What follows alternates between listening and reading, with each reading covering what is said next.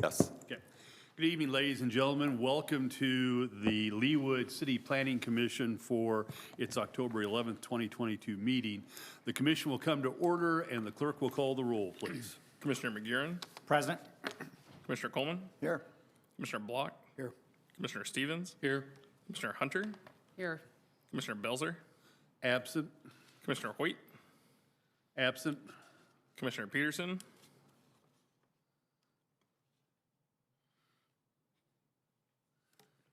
Art, I can see you. Do you have your audio turned on? We cannot hear you at this end. Now you're definitely muted.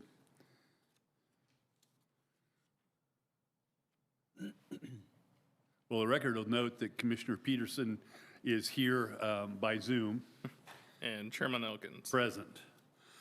Oh, Mr. Chairman. Very good. The record will show that Commissioner Belzer has entered the chamber and is present. We find that there is a quorum present this evening, so we'll move on to the business of this evening. Dave, can I see your agenda? I see the walk. And the first order of business, of course, is the approval of the agenda. Does staff have any revisions or additions to tonight's agenda? We do not. If not, do I hear a motion? Mr. Chairman, Commissioner Coleman? I move to approve tonight's agenda. Is there a second? Second. Thank you, Commissioner Block. All those in favor of approving the agenda as it was presented to the commission, please indicate by saying aye. Aye. Those opposed, same sign. The ayes have it, and the record will note that Commissioner Peterson also voted in favor.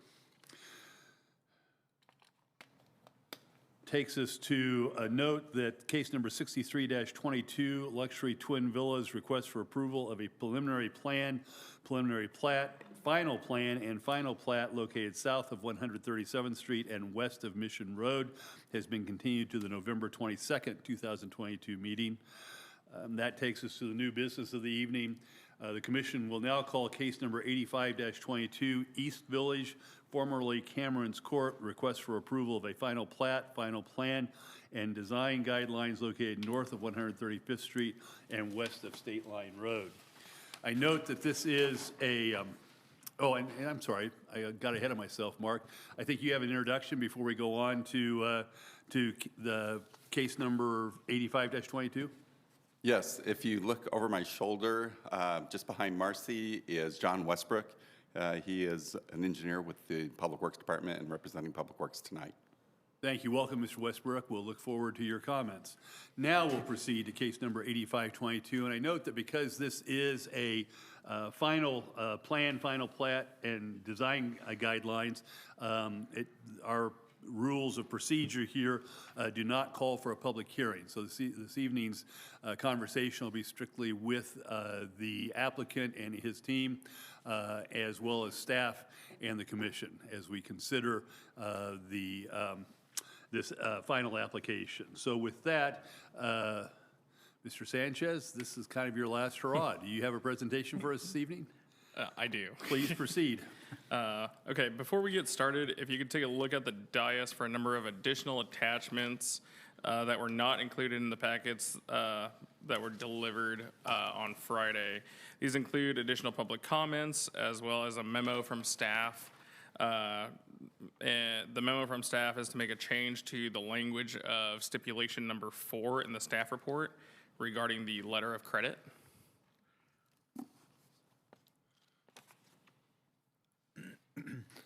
Thank you, Mr. Sanchez. Mr. Chairman and members of the Planning Commission, this is case 85-22, East Village, previously known as Cameron's Court, for Phase 1 and 2, request for approval of a final plan, final plat, design guidelines for the entire development. The preliminary and rezoning for the project were approved back on January 3rd of 2022. This application will cover the first 2 phases of the overall development, including 3 option areas which were provided by the applicant. The first phase includes a single-family houses along 133rd Street, twin villas along 133rd Street, 133rd Street connection to High Drive, and the before mentioned option area. The option area was discussed at the time of preliminary plan, where it was stated that the applicant would bring back the option area for final approval through the planning process. The three options include 9 single-family houses, 6, that's the first option. The second option are 6 twin villa buildings, so it'd be 12 units total. Or it'd be 2 brownstones with 10 units in each structure, so it'd be 20 units total. The applicant went out and spoke to some of the neighborhood stakeholders, and from their conversations that they shared with us, it was a unanimous vote for the single-family option.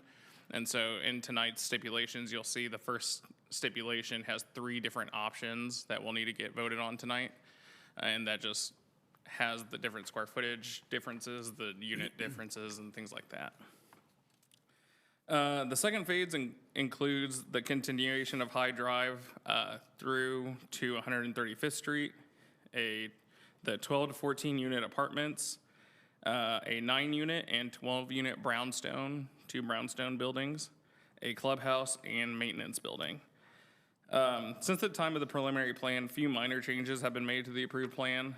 All these changes were defined as minor changes per the Leawood Development Ordinance, so it didn't cause for the project to have to come back through a preliminary process. Some of these changes include the architecture for the 12 to 14 unit apartments from a more traditional look to a more modern look. At the time of preliminary, applicants are not required to provide elevations. It's more of a kind of a trial at what these buildings may look like. At the time of final, they are required. An overall reduction of the total number of dwelling units in these 2 phases. Addition of a 25-foot wide landscape easement along the northern common property line. The elimination of Chadwick Park and Chadwick Street from entrance from 135th Street was taken out of the second phase. And the current plan shows 5-foot and 6-foot sidewalk labels in some areas. So staff has reviewed or received a number of comments from surrounding residents who voiced their opinions on the project. And they made mention of a number of issues or a number of their concerns, including a $200,000 letter of credit for street calming within the Waterford or Wilshire neighborhood.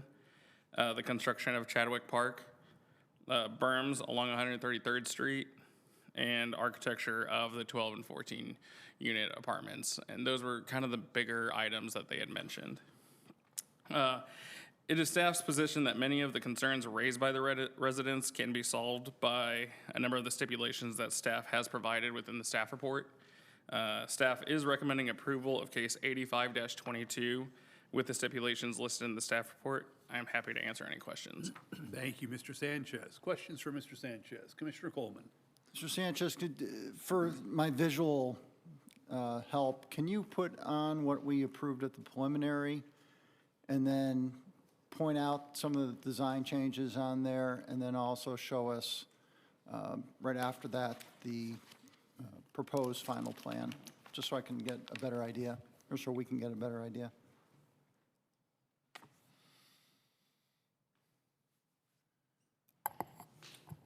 So I don't have a copy of what we originally approved, but I can kind of show you around what had changed from then to now.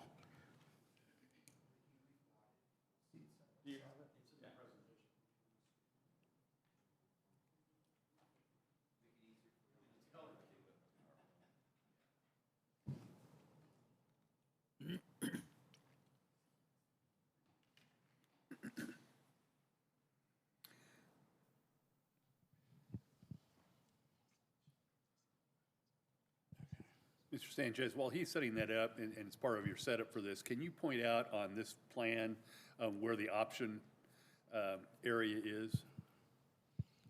What was that? Where the option area is? Sure. So the option area is right here, south of lot 7 through around 16. Okay, thank you. And so this option area was discussed at the time of governing body. And at that time, the applicant had given 3 different options, and at that time, the planning commission, or the governing body, had chosen to move forward with a single family. But it was decided at that meeting that the applicant would still go ahead and bring forward 3 different options that the planning commission would be able to see this area and be able to vote on this area as well. Thank you. So on the computer, if we can pull up the computer.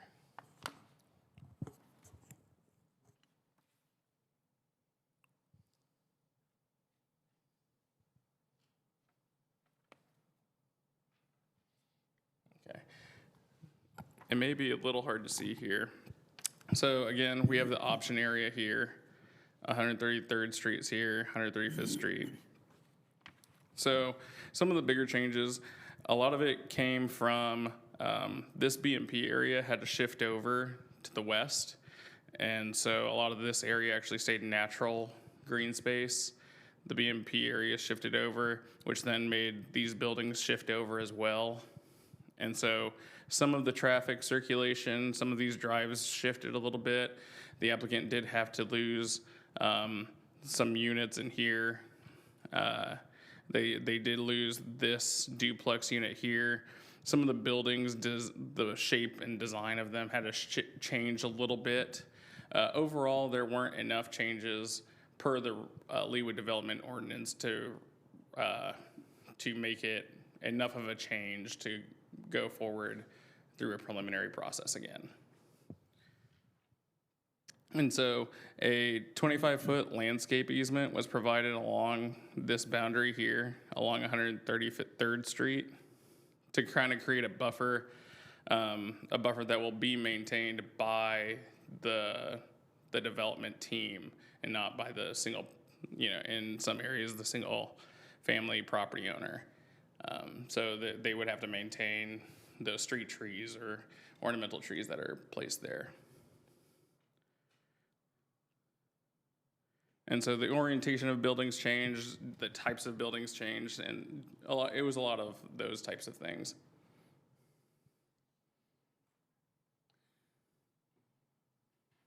Commissioner Holman? That's it. Commissioner Block?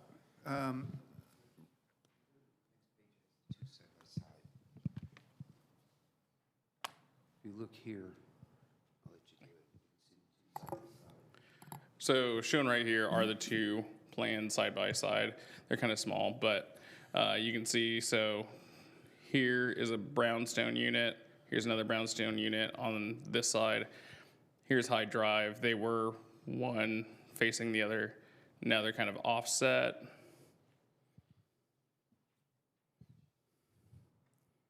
So the overall design and layout of the project didn't really change. Commissioner Block?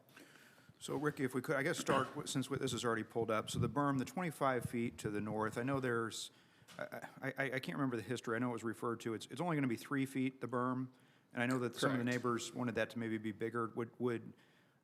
I guess 3 feet makes sense, I guess, in a small, to block headlights and things, right? Isn't that part of the LDO? So the way that ordinance reads is a 3-foot berm is used to screen parking lots. And so this is a berm that the applicant has provided just to screen the backyards of houses to the backyards of the other houses that is across 133rd Street. So there isn't a technical regulation for this in the ordinance. This is just something that the applicant has provided in addition. So it wasn't required in the preliminary, or part of it, I thought there was some history there, but I couldn't remember. It was discussed at the time of preliminary, and so this is what the applicant has given us from those discussions during the preliminary. And so would a 25-foot space allow for a higher berm? Obviously, it goes up, it has to go out. Would that allow for a higher berm, or is 3 feet the maximum with that? Yeah, the more space you provide, the more of a berm you can have. Now, the 25-foot landscape easement is really just to protect the landscaping that's required by the ordinance in there. And so the landscape easement doesn't have much to do with the berm itself. And the applicant will probably be able to talk about why they can't create a higher berm. Okay, and I guess I only ask, I drove it recently, and on the north side, the berm of the neighborhood directly to the north is probably 6 foot, would be my guess. So I'll be curious from the applicant. the park is not part of this. I Correct. believe that staff would like to see that happen, though. It was a stipulation. Correct, yeah. Staff provided a stipulation that we'd like the park and that drive entry onto 133rd Street to be constructed with part of Phase 2. And show me, where's that drive? Sure. So it's right here. Okay. So it would be the main entrance into this park area. Okay, I guess maybe I was confused then. So the park is that oblong area, not the area to the left with the retaining pond or the? Correct, yeah. So this is a detention pond here. The park that we're asking to be constructed is here. And it's kind of a longer roundabout. Okay, yeah, my memory is, I guess I just thought it went east-west. I didn't realize it went north-south. And then I think some of the neighbors had asked for, or concerned, I don't know if they're neighbors or concerns in our packet, was to complete Chadwick from, and I'm not sure, from Pawnee to that park area, and that's not part of this as well? Am I understanding that correctly? So this street is going to be part of this application. This is the Chadwick. This would be considered Chadwick here. And they are also going to be constructing High Drive. So in Phase 1, this is the first part that they'd be doing, just the entry onto 133rd Street. Phase 2 really completes the rest of the S for High Drive. But that is part of this. The S would be, yes. Okay. Correct. But then the part south of the park, so that's what the neighbors were concerned about, potentially to take some of the pressure off 133rd? Correct. Okay. Yeah. So it's right here. Okay, thank you. And then the modern style that's the project, are these away from the mansion style? I think that staff's looking for those to go back to what they were as well. Correct. Can you Yeah. help us understand that a little? I know you said to try to stay with the character of the other neighborhoods, but maybe can you just expand on that a little bit? Sure. So at the time of preliminary, those were the types of elevations that we had seen, and that's kind of what we were expecting to see at the time of final. Staff kind of sees it as a kind of a drastic change in architecture between what was approved, or they weren't technically approved, but they were just shown that way. And so staff kind of feels that the other kind of architecture with the sloped roofs, the more traditional style, would just create kind of a sense of place in the development, and it would kind of connect to the other neighborhoods that are surrounding it, especially to the north. And so that's just a point that staff wanted to make, is see if we can bring it back to that style that was shown at the time of preliminary. And I thought that some of the issues with the applicant with the first go-around was that the mansion style was hard to do enclosed gutters. Is Correct. this shown to have enclosed gutters? I couldn't tell, I guess, from my rendering, is that it would have to have that regardless of what's, even if they went back to the mansion style. Sure. So at the time of preliminary and with this final development plan, staff included stipulations stating that the gutters would have to be internalized. And so we're just carrying on that stipulation with this final as well. So they would have to be internalized. Okay, and then I guess lastly, I guess I don't understand completely what are the scenario A, B, and C. I'm not sure exactly what's before us here with that. Sure. So it's right here. And so all that's really being done is at the time of preliminary, this was shown to the governing body. And it was kind of what you see in this final plan, is either single-family houses, duplexes, or twin villas, or the brownstones. And so what the applicant wanted to do is kind of get a feel for what the governing body would like to see or the residents would like to see. And so at the preliminary, when it was heard by the governing body, they requested that it be brought back so that the Planning Commission would have the ability to review this as well, the three different options, and to give the residents a chance to also give their input on what they'd like to see as well on this option area. And so that's what's given to you today. But I guess I don't understand, what is A? Is that the brownstone? I mean, it does, unless I'm missing it here. So I don't think- option I don't A is the single family. Okay, Option B is the twin villa. and option C are the townhouses, or the brownstones. I see. So option A is what it sounds like everybody Correct. wants. Governing body, people that have provide other input. Correct. Got it. I think that's all I have for now. Thank you. Thank you, Commissioner Block. Additional questions? Commissioner Belzer? Ricky, can you go back to the S Street for a minute? I think, yes. So is that, did you say it's going to cut through to 135th Street, or it's not in this? So with the first phase, so with the construction of the single family and the twin villas, only this part of the street would be constructed. So it would go ahead and break through onto 133rd Street and give access to these new houses or twin villas. With the construction of the second phase, which would be all these apartments and the brownstones, they would finish the construction of High Drive and connect it up to 135th Street.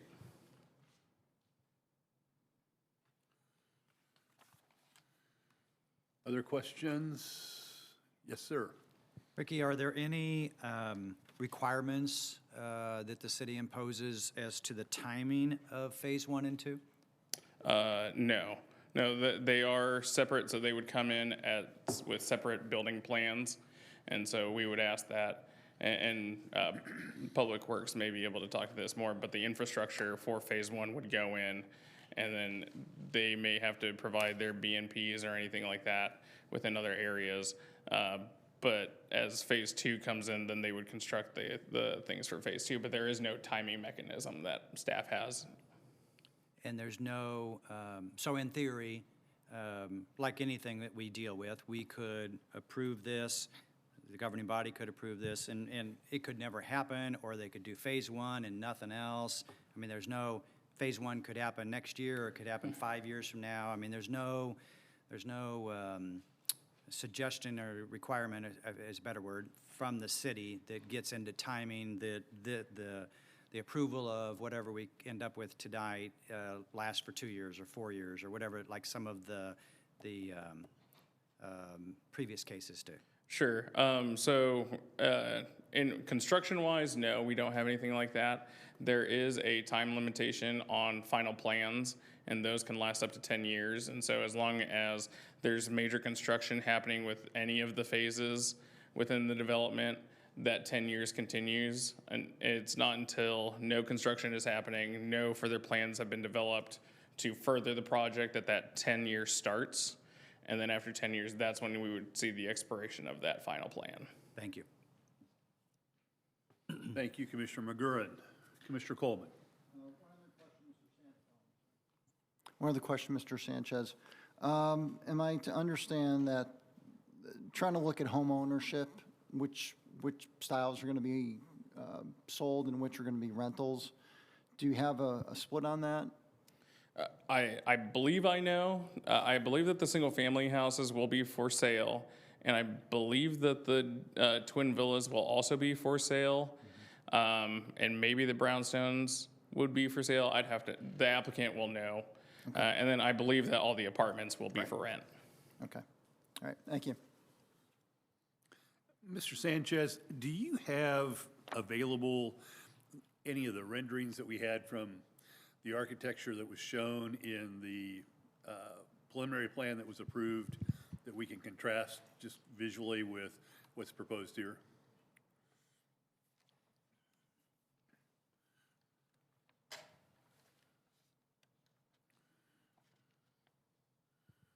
So right here, it's a little blurry, but you can kind of see they still have sloped. So these are the 12 to 14 unit apartments, and these are the sloped roofs and the more traditional style that the city staff is looking for. This is the plan that was, or these were the plans that were shown at the time of preliminary.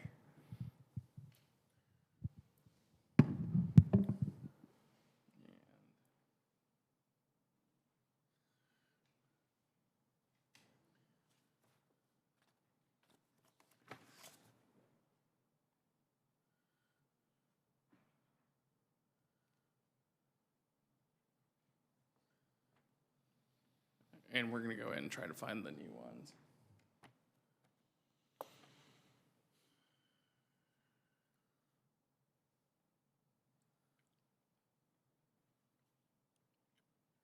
Great, thank you. I appreciate Yep, that. and this is more of the style that they are proposing tonight. And so they are all flat roofed buildings with two kind of tower elements on them. And like staff said, this is more of a modern look than what the traditional was that was shown at the time of preliminary. And so that's really what we're talking about here. Thank you. Could you put the plan back up that we were kind of working off of?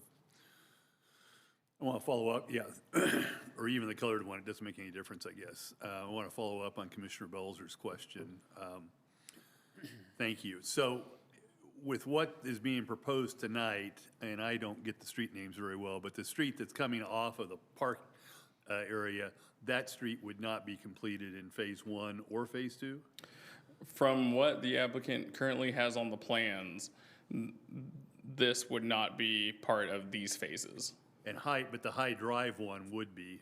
Correct. Which is the S-shaped one, right? Yes. So the stipulation that we have, which I think is the stipulation number 38, no, I've lost track of it, but there's a stipulation, I think, that says that all the construction traffic has to come off of 135th Street and not off of 133rd. That means that all the construction traffic would be coming onto High Drive, correct? It could either come off of Pawnee and onto here, where the entrance would be for these single-family houses. I know that there currently is a curb cut here made in the street right now, and so they could use, I don't know, maybe some other access points to access those other areas. But key point is that 133rd could not be used as an access point for the construction traffic, true? Correct. That is what the stipulation was meant for, so that none of the construction traffic, all of it would have to go through 135th Street. Okay. And can you walk us through a little bit the funding mechanism for the traffic calming devices? What I'm particularly concerned about is there was at least one citizen who expressed concern that the use of the $200,000 letter of credit would be an offset, was being proposed as an offset for other fees owed, pardon me, that was not previously agreed to by the city. That was from, I believe, Mr. Groves, and I think there may have been one or two other citizens who expressed that same concern. So can you address that for us, please? Sure, yeah. So actually, if I could read into the minutes from the memo, the new stipulation. That would be fine. Yeah.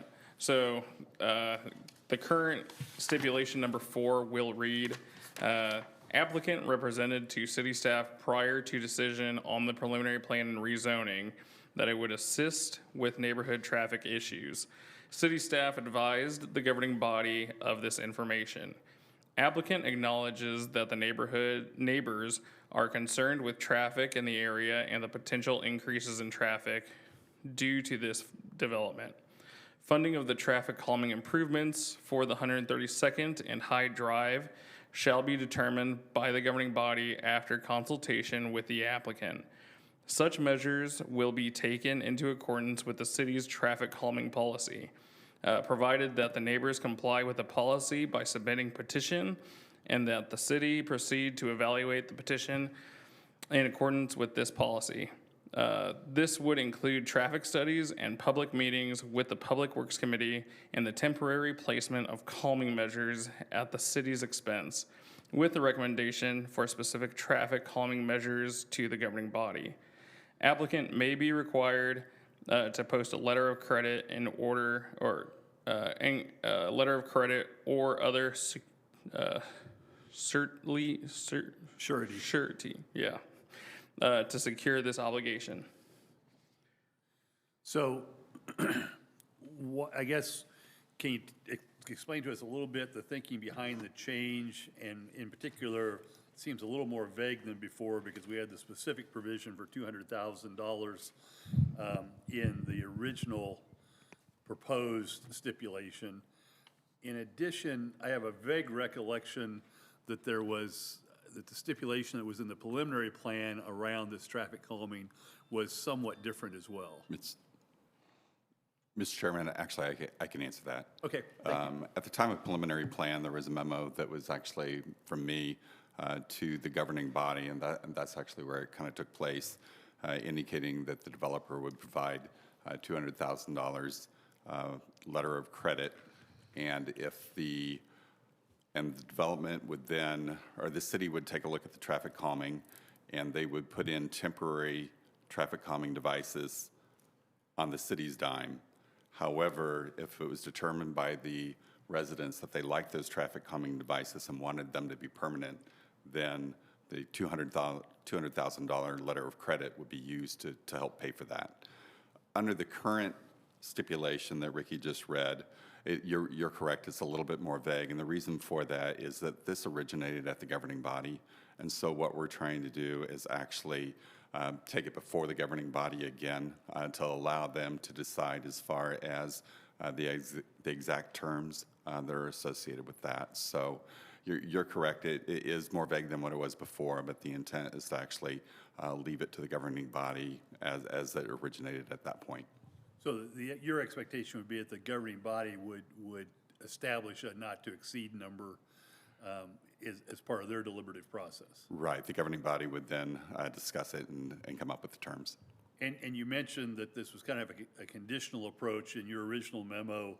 I'm probably going to butcher what you said, but the idea was that the city would put in a temporary solution for traffic calming, and then you said something to the effect that if that was acceptable to the neighbors or to the public along that area, that it would become permanent, and that would be drawn off whatever surety that the developer was required to put forward, true? Correct. So is there a process within Public Works for figuring out whether the community, whether those traffic calming devices are satisfactory to the community, or that also seemed a little vague to me? I know that there is a procedure that the Public Works Department has for traffic calming devices in which they need to file a petition for, and actually they have, the residents have filed a petition for that, and I believe 75% of approval or the public wanting to sign that petition is required as the threshold, and they have done that, and actually there should be a copy at the dais as well. So they've already started that process. Then once that is determined and they go through and the temporary ones are put in, I think that there is another petition as far as whether they want to keep them, but I may look to Public Works to see if.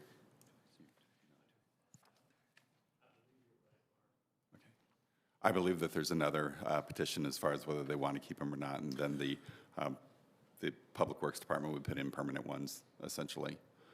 Good, thank you. I just wanted to make sure that there was some process already in place within the city to accomplish that review by the public. It sounds like there is. Yes, and it's already been initiated. Again, the public has presented the first petition and met that threshold. Okay, and then I had a couple of pretty fine details that I wanted to ask you all about before we got the applicant up here. I apologize for the first one because it's a discussion we've had many times and I have a hard time getting it straight in my head. But on page 7 of the case, there was a reference both to cast stone and manufactured stone. And even after all these years, I continue to struggle with understanding the difference, and we have a long history as to how the manufacturing process has evolved.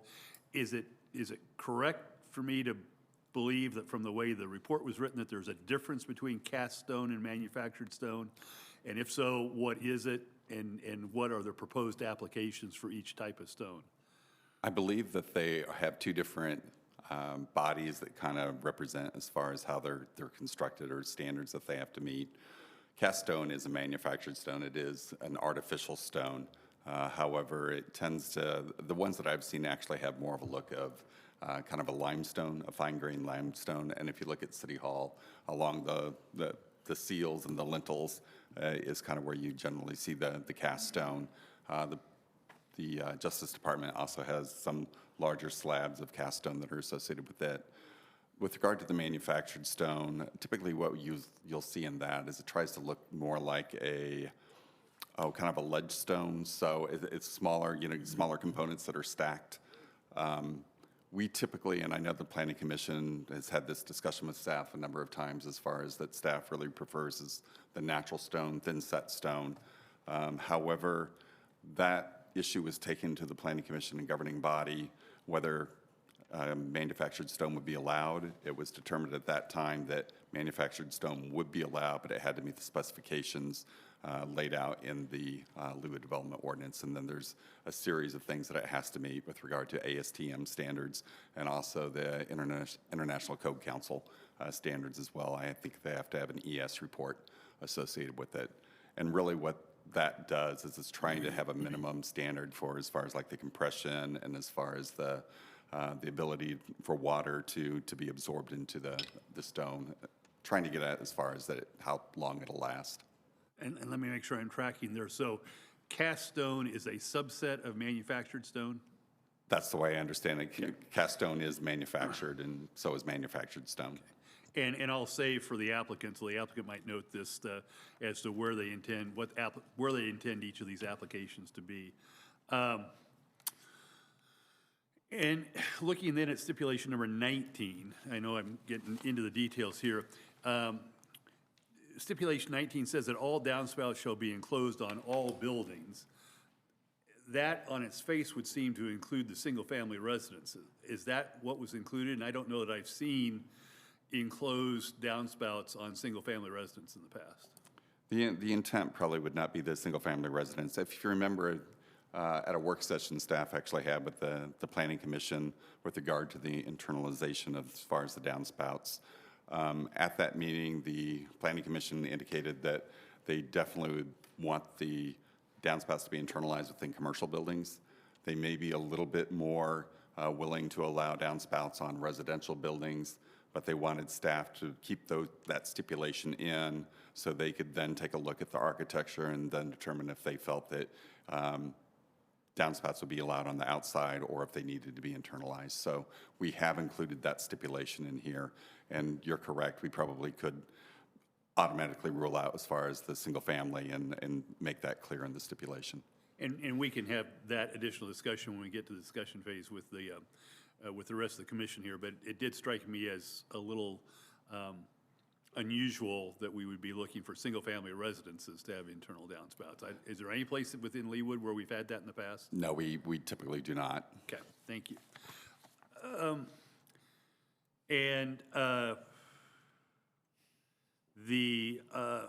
On stipulation, and this is probably more just typographical, but on stipulation 37,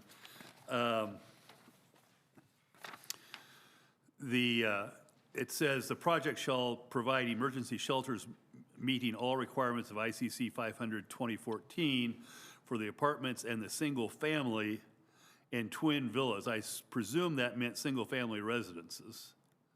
Correct. Because we don't have any single family twin villas, do we? Or No, actually it should be single family residences and the twin villas.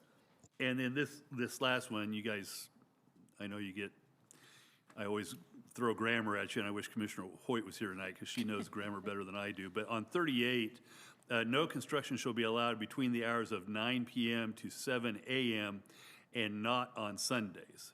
So it's like a double negative. We've got no construction, not on Sundays. So as we finish this, we may want to clean that up a little bit, I think, just to be clear. It's obvious to everybody in the room that what the point is that we don't want construction on Sundays, and I don't think that Mr. Odo would be doing construction on Sundays, but just for the sake of clarity there. Seems to be my night to have a bunch of questions. And this may be better addressed to Mr. Odo, but I'll start with you all. The park, Chadwick Park that we've talked about, and I know there was a lot of discussion about it in the preliminary plan process. That is a park that, at least the current intent is that park will be available to the public and not limited to just the residents of I guess we're calling it East Village now. Is that your understanding? Correct. There's a lot of discussion about that. And so if you remember, originally Chadwick connected up to 133rd Street, and that connection was replaced with pedestrian crossing or access into that park. And there should also be a crossing that is, I think, a hot crossing or something like that to aid people who want to go from the northern subdivisions down into that park. So it'll aid them getting across 133rd Street. Okay, thank you. And last question, can you comment a little bit on staff's perspective as to the difference between 5-foot and 6-foot sidewalks? I mean, it's, obviously, algebra tells you it's 1 foot, but what does that really mean in terms of planning and what had been, pardon me, contemplated with the 135th Street corridor plan? And again, as you mentioned, this is part of the 135th Street corridor, our community plan, actually required several different street types. One was a destination street, one was an active pedestrian street, and the third type was neighborhood street. Neighborhood streets are what you're primarily seeing in this application, and it did require as far as a 6-foot sidewalk as opposed to the city standard of a 5-foot sidewalk. Really what it gets at is it's trying to make pedestrian travel easier. It's very easy for two people walking side by side to be on a 6-foot sidewalk as they go across. And the whole point of that plan was to really kind of accentuate walkability and connectivity throughout the entire corridor. Okay, thank you. And I know I said that was the last one, but this one really will be the last one. When we look at what's proposed for the option area, as well as some of the other changes that have been made in the layout, bottom line is that there's actually a very modest, but nonetheless some reduction in the number of residential units and thus a reduction in the density for the development. Is that right? Correct. There's a few less units in this first and second phase than what was originally proposed. And this may well be for the applicant as well, but to date, have you had any indication from the applicant that they will look to make up those residential units in other phases of the plan? They have not indicated that that would be the case. Okay. And again, it's fairly small. I know that they provided the 9 single-family as the option instead of the twin villas or the brownstones that was there. We also tried to reach out to the surrounding neighborhoods to see what they preferred, and it seemed like most of the responses that we got back is that they preferred the single-family. Yeah, and again, I know it's modest, but there was a great deal of discussion during the preliminary process around population density, and again, they're certainly within the regulation for population density, but just noting that there's at least a little bit of relief in this updated proposal. Yes, there is. Okay. All right, thank you, Mr. Klein. Any other questions? Sorry, my apologies to the commission for kind of taking over there. I do just have one Yes, quick Commissioner question. Belzer. So just as there were changes in the architecture to the apartment buildings, were there also changes in architecture from the Twin Villas preliminary to now? Actually, in the preliminary, they said that the twin villas would have kind of more of the contemporary architecture, as well as the 4-story buildings would have the contemporary architecture. I think now, as at the time of preliminary, the single-family houses were going to be more or less custom built, and so those would probably have a more traditional look, I would imagine, to them. But in the preliminary, they were showing some of the buildings being contemporary. I think the brownstones were contemporary. I believe that the twin villas were contemporary. However, the 12 to 14 unit apartments were shown to be what was labeled as big house, which had the sloped roofs. They looked like the Milano apartments that are down along 137th Street. However, it was being proposed that they would be kind of a different color scheme. They were kind of showing more of a white colored scheme. Thank you, Commissioner Belzer. Thank you, Mr. Klein. Well, with that, Mr. Odo, are you or Mr. Holland going to take the lead tonight? Okay, if you could come forward, and although we know you well, if you could give us your name and your business address for the record, we would be grateful and invite you to walk us through this. Would ask that you give us particular attention in your presentation to the changes of this plan from the preliminary plan that was approved. You got it. Thank you. I'm Rick Odo, president of Odo Development. Address is 15200 West 105th Terrace, Lenexa, Kansas.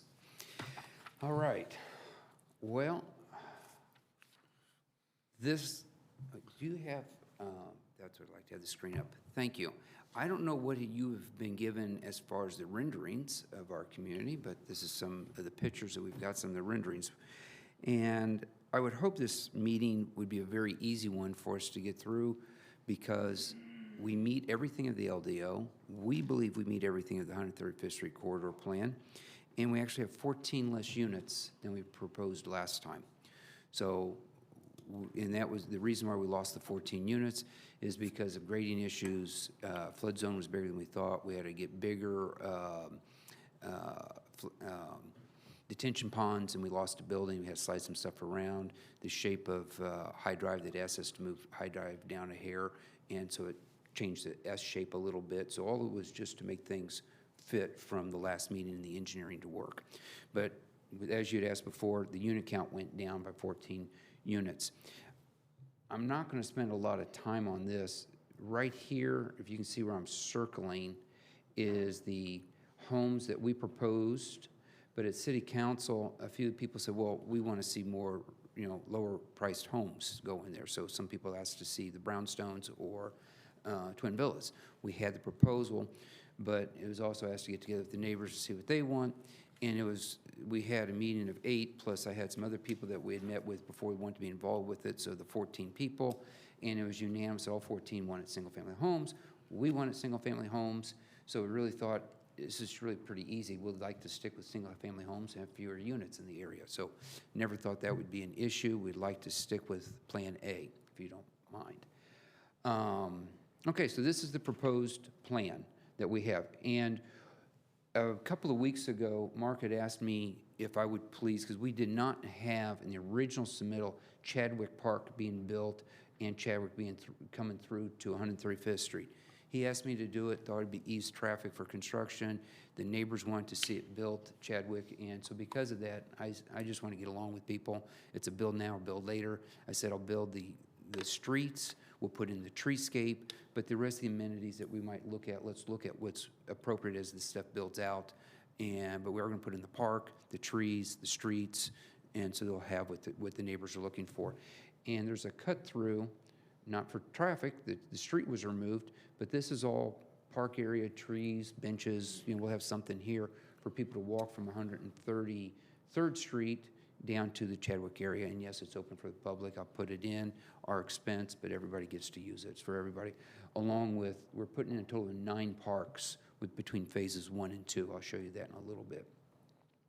So if you put the two plans side by side, literally nothing changed along 133rd, nothing changed over here. It was just right here, the way the S shape, if you can see the building here, this just changed slightly. We had to slide a building down, and we lost one of the duplexes and part of the 14 units. The overall phases between 1 and 2, people have asked, what's the unit count going in here? It is 7.15 units to the acre if we do that as phases 1 and 2 only. But people have also asked, well, what about the mansion-style apartments and the brownstones? If we add those two in, or I'm sorry, just the mansion-style, it's 8.9 acres, units to the acre, far below the 12 units that you allow in a normal apartment community. So the density of this apartment community at 8.9 can't get any lower and make it work.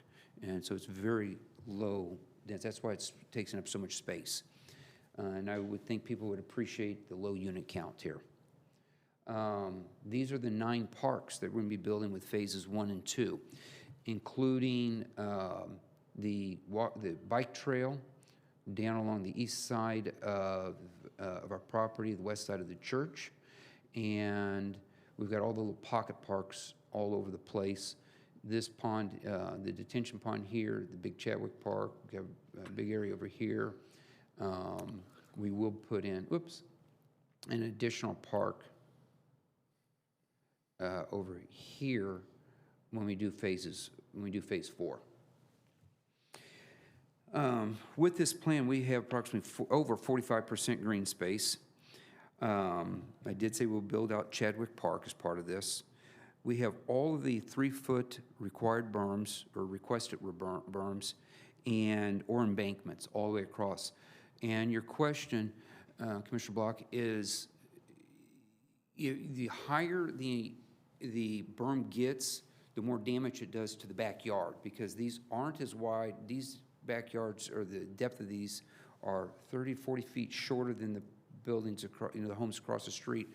So when you take the berm up here and you've got to get water to flow, you end up with a deep valley the higher that gets, because the house is set. We have to have a certain pitch from the street to come up for the front door, so we have a 2%, 3% slope from the, on the drive, and that sets the height of that house. Then we have the backyard. If you put that berm up any higher, it just puts too much of a V in, and it's not a usable backyard. So we want to keep it not, and the staff has said, our landscaping plan, which I'll show you in a little bit, is very extensive. They'll tell you that it has both high and low blocking for and we have deciduous trees as well as evergreens. So we've got great coverage to block the views from 133rd, just like they have across the street. Matter of fact, I believe our landscaping is much more extensive, about twice as extensive as they are across the street. The berms really aren't anything there because the headlights are all going parallel to the houses, so we don't have a headlight issue on either side. It's just the neighbors had asked for some berming there and heavy landscaping, which we've given. No, okay. Okay, so I'm going to go on. You can see from this plan here, the trees and the landscaping all across behind the buildings. It's like this all the way down 133rd. I don't know if anybody has any questions on that. I do have some cross sections. I don't know if the architect, if Henry wants to go through them, but we've got two cross sections, one on the west side and one on the east. It was asked so they can kind of see what's happening here. And you can see the berming that we have from, here's 133rd. You can see the berming. And same thing here when we've got it on one of the twin villas with a walkout. And we've got to have, you can see on the houses, there's not much of a backyard here. So to take that up any higher would cause issues with them maintaining the grass. What the staff and I agreed to was a 3-to-1 ratio, a steep ratio, 3-to-1 on the 133rd side, but we'd go to a little bit lesser, 4-to-1 on the between the landscaping berm and the homes, so they can use their backyard better. Because we do want to make sure that they have, you know, the backyards are going to be, they want them as nice as possible. I'm going to let you, Henry, come back to this one, or if you want to go over this one now.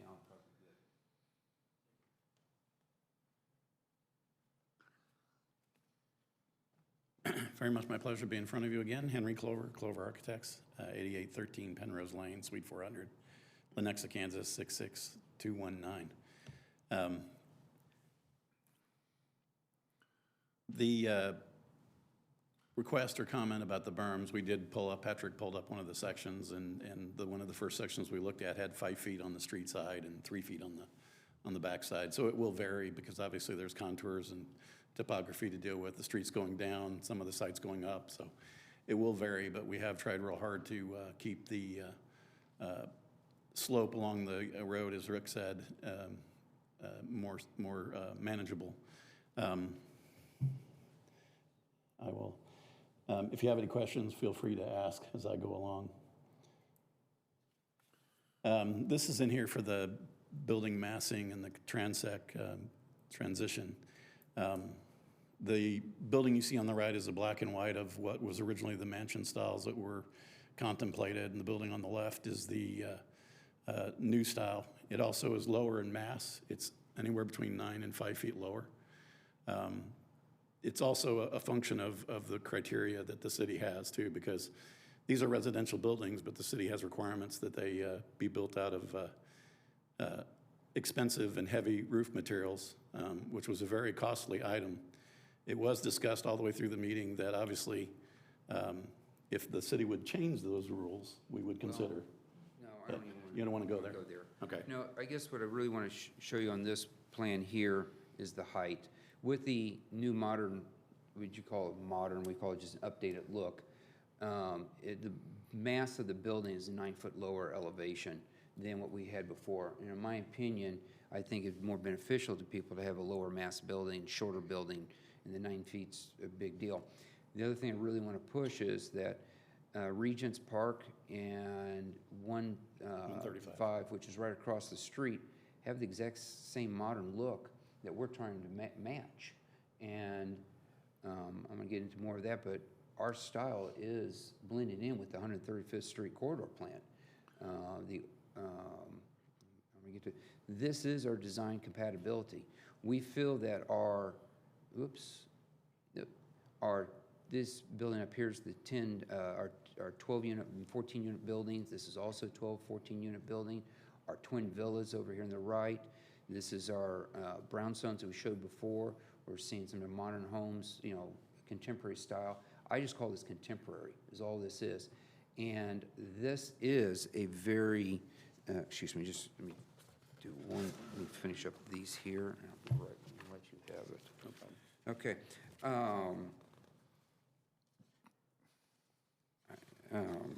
Okay, so, oops, let me come back to that. You know, and as you know, the building plans and the style is not approved at preliminary. We put in placeholders. We want to show you possible sizes, shapes, the footprint, so that we can develop the plan like you see on that. Excuse me, one more. It's a little slow. On this page, those footprints were so that we can develop this page and to have some ideas. And it was told to us multiple times. I can't even begin to count the number of times that when we had the old style looking buildings, the Tudor style buildings, that it wasn't compatible and cohesive with the rest of the community. Then we said, they're just placeholders. We will have a look, we'll update the look so it blends in with everything. And we kept telling everybody, so our words that were stated multiple times because concerns brought to us at Planning Commission by other people, I don't know if it was Planning Commission or not, but neighbors kept finding reasons to deny it, was saying it wasn't cohesive. So this is a cohesive plan, very compatible, and it blends in with the 135th Street corridor plan, you know, and the people across the street. We spent a lot of time and thought on this architecture. The proposed elevations of the mansion style now are compatible. They meet all the LDO guidelines and 135th Street guidelines. By the way, the previous homes that I stated on the record multiple times, that was a placeholder for size and shape. We have materials on there, mainly the roof, that are not allowed under your LDO. I wasn't about to present a building that's not allowed by the LDO. That's why I'm shocked that the staff would ask me to present a building that's not allowed by your LDO. So we would never do that. So we presented a building that meets your LDO. The other thing is with these buildings, the previous style can only be built with exposed gutters. You cannot physically put internal gutters on the other buildings. And I was not told that they would release it. I just kept seeing the stipulation that you would have to put internal gutters. And as a builder and an engineer, I can go on for a half hour about why it's so bad. I got an architect here who can't even design those buildings because he wouldn't have insurance to cover those type of things. And I've got another home builder who's built thousands of homes who would never build a wood-framed mansion-style type house because it's residential type construction. You cannot do that with internal gutters. You need a flat roof, and you need to have internal for the water to come into the middle of the building, or that code got added. It was supposed to be for commercial buildings, by the way. It was intended for your retail or heavy industrial buildings where you got concrete construction and steel frame. That you can put those internal gutters on, not on a wood construction. It just causes mold, mildew, and leaks. So I'll leave it at that. If you want more questions, feel free of asking on that one. The new look of the mansion-style apartment buildings, and we've got some closer-up pictures of this, with the shorter height, we thought the lower profile would be more desirable to the neighborhood because it's not seen as much from 133rd. It makes no sense to me for the staff to recommend a building that were designed, recommend a building design that we were previously told wasn't cohesive and wasn't compatible with our community. So now to hear that, well, we want it, but before they were telling us it wasn't cohesive, compatible, was also a shock to me. Staff is supporting the idea of the design of a modern twin villa along 133rd Street, which is consistent with our design plans and is consistent with our mansion-style buildings. We feel that the The twin villas, the mansion style, and the brownstones must be cohesive because they're blended right in there. It needs to look like a well-thought-out community. And when you throw in a 30-year-old building style, I've been building that style of building, that Tudor-style building, for over almost 30 years now. That is an old look. It's a tired look. I really think that the community needs to be built to what's coming down the road, not what was been built for 30, 40 years. I've never heard of a new community to match a 40-year-old out-of-style, Tudor-style community. It doesn't make logical sense. It needs to match what's being built across the street and with our own community. And if I'm asked to spend tens and tens of millions of dollars and invest this in a community, I think my heart should be in on the design, and it should be what I think it should be, and as long as it's cohesive with the and believe it or not, this plan is very cohesive with the 135th Street Corridor Plan. A Tudor style is not cohesive with the 135th Street. Nothing has been built under the Tudor style in the 135th Street Corridor plans. So you kind of, I hope you allow me to build the buildings that I'd like to build. The other thing I'd like to discuss real quick is the 6-foot sidewalks. And I'm going to go on down to another page versus 5 foot. And then we'll come back down. If you can see here, all the red and yellow throughout here, it is loaded with double-sided sidewalks on both sides of the streets. These buildings, the apartment buildings, sit 10 feet off the curb. To have a 5-foot versus 6-foot sidewalk, that's a big deal. And then to have a 5-foot landscape bed, you need the extra green space. The homes, all the single family and the twin villas, because this is an MXD community and not a standard R1 community, the lots are much shorter, so the homes are closer to the sidewalks. And to make it 20% bigger for thousands of lineal feet, we don't think is appropriate. As a matter of fact, if you don't mind at this time, I'd like to bring up Jeff Robinson, who is going to be building all the single families. And I'm sure you know him by reputation. He's doing some of the other homes down in Leawood. And let him speak on behalf of what he'd like to see for his homes. Jeff Robinson, the company is J.S. Robinson Fine Homes, address 8325 Monticello, Shawnee, Kansas 66227. So, there's a couple of adages. One is bigger is better, and or more is better than less. But when it comes to concrete, and specifically how we use concrete, usually less is more. So, I'm the person I have to take a breath there. At our company that, for 30 years, I've met thousands of families, and residential development and residential custom homes, it's a little different. People buy because of how they feel. And something as simple as the exterior design, but also the landscape design and just extra concrete. We don't know what makes people buy, but every little thing, like extra concrete, makes a difference. So I would just like to say that most people would prefer a little less concrete than more in the design. And I'll share one little story that oftentimes in a home buying meeting, the owners will ask, is there a sidewalk? And sidewalks used to be 3 feet and then 4 feet and then like 5 feet. 6 feet's kind of like, oh my gosh. But, family would ask, well, is there going to be a sidewalk on this lot or on this home site? And we'd say, oh, there is a sidewalk. Well, is it on our side or the other side of the street? And about 9 out of 10 of those families prefer it on the other street. They want a sidewalk, but they want it on the other neighbor's yard. And so that's just a little story, and I know sidewalks are on all sides here, but anyway, that's, I don't know if you have questions or anything, but less is more, so thank you. Thank you, Jeff. I also want to stress something else. Across the street of 135, the apartment community, retail, MXD community over there was approved for 5-foot sidewalks everywhere. And if that was just approved, I would think we would be able to be treated the exact same way. This code, not code, but this statement in the 135th Street, there's lots of things in there that weren't codified because they just aren't realistic.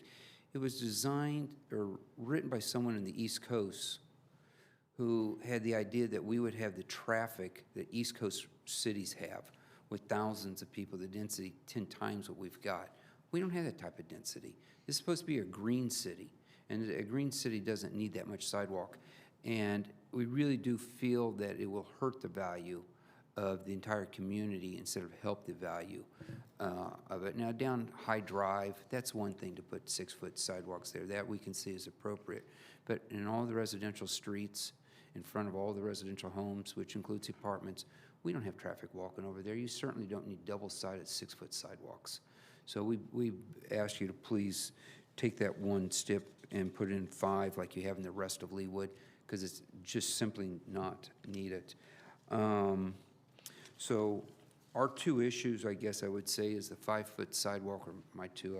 We've got some more that Kurt's going to talk about, but the 5-foot sidewalk instead of 6, and the building for the future instead of something that's to the past. We feel is a necessity to make this a viable community.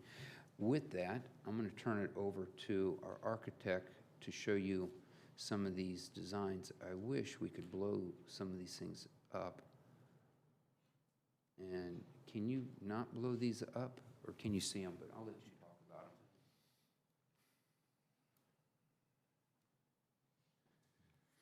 them. The only other thing I'd like to add on onto Rick's statement about the design, the statement about having it blend with the residential, we're purposely separating ourselves from the residential. We're berming it. We've got a street in between them.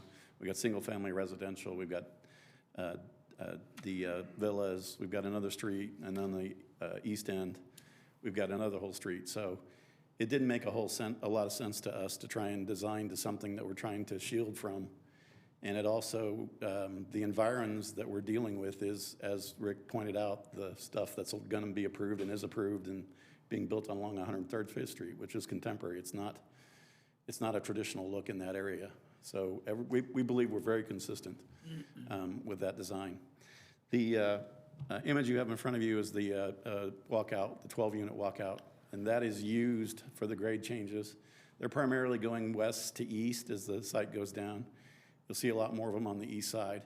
They're also, for the taller side of them, they're all oriented to the east as they go down the grade. There's only one building that is turned, so they, as you would pull into the side or face from any residential, they're all going away from you. You're looking at 2-story and the 3 stories going down the hill, mostly along the green area and the path on the backside. They are designed to be very simple and well proportioned. They have been very well received by the communities that we've built things similar to this. As the request you had was the use of materials, what you're seeing is the stone bases. The cast stone will be used where you're putting in walls or steps or caps. The lower part you see, which is the darker color, would be the stone.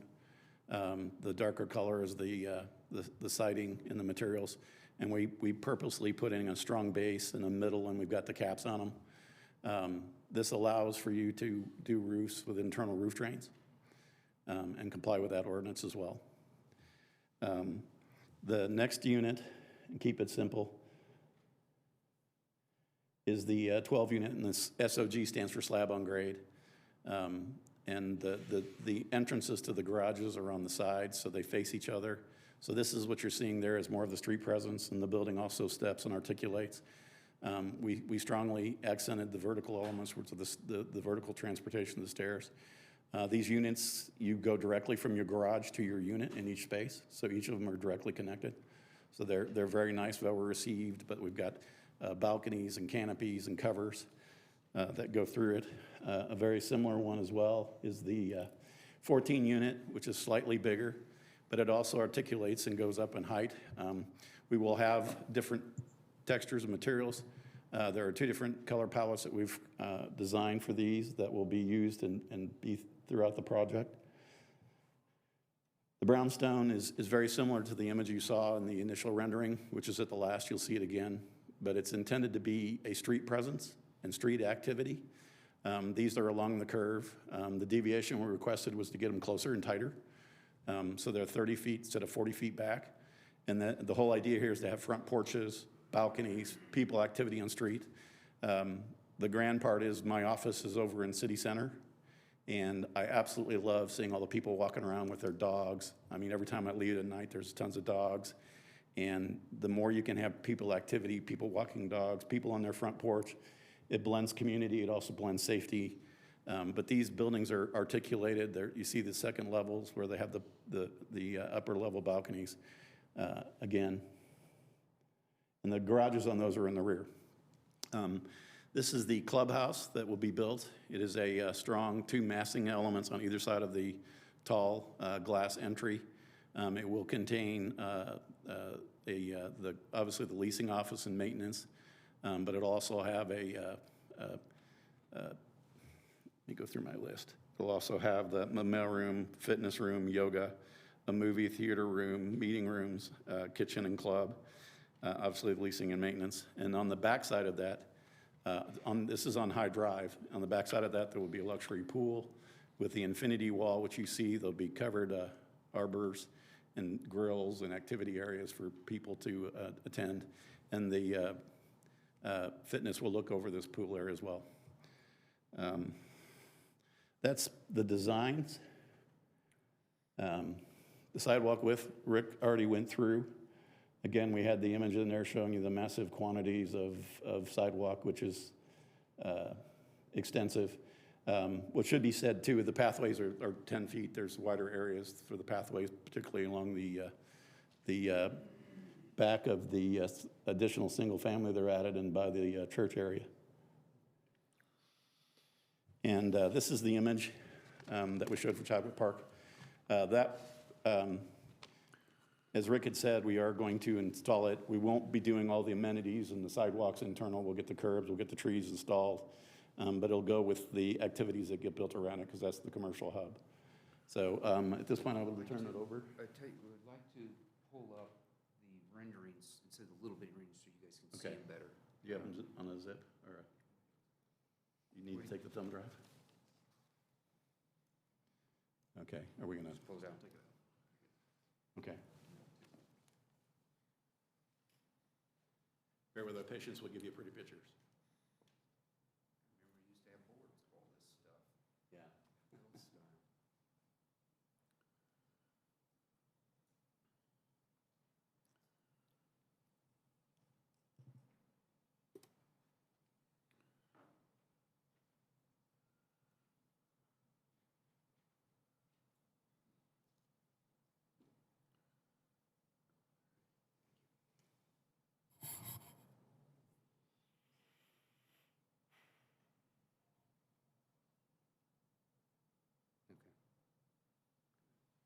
Okay, so this is our 1214 unit home, as you can see, and we've got it with a couple of 1214 unit home. It's the exact same footprint that we showed you before with the Tudor style, the 40, but it has a new face on it.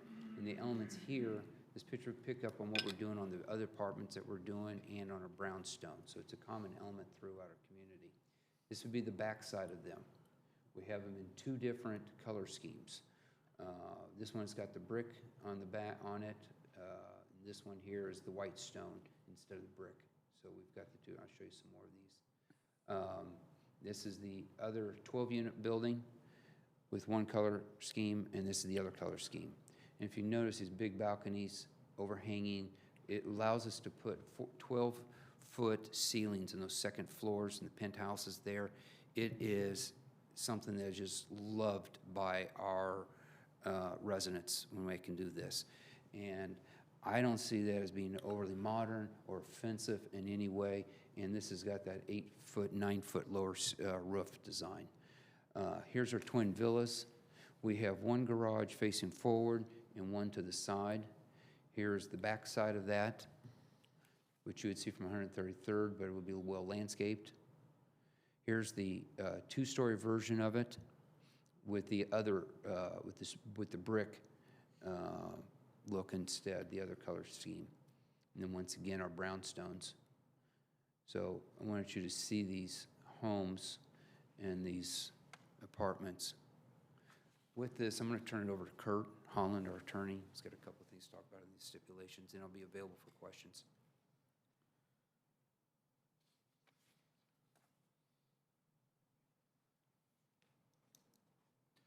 Thank you, Mr. Chair, members of the Planning Commission. Curtis Holland with Polson Lilly Law Firm. For the record, my address is 900 West 48th Place, Suite 900, Kansas City, Missouri, 64112. Appreciate being here tonight in front of you and batting cleanup again, Mr. Chairman, as I have in the prior meetings. And my focus tonight really isn't on, well, some, I guess, on the issues that you've heard already, but really to focus your attention on the stipulations that relate to some of those items. And so I'd like to call your attention directly to the stipulations that our team, Mr. Odo and Henry Clover, have addressed already to you. And so I'd like to just start with, we'll just go down the list. It's not going to take long. We've only got, there's 42 stipulations here written.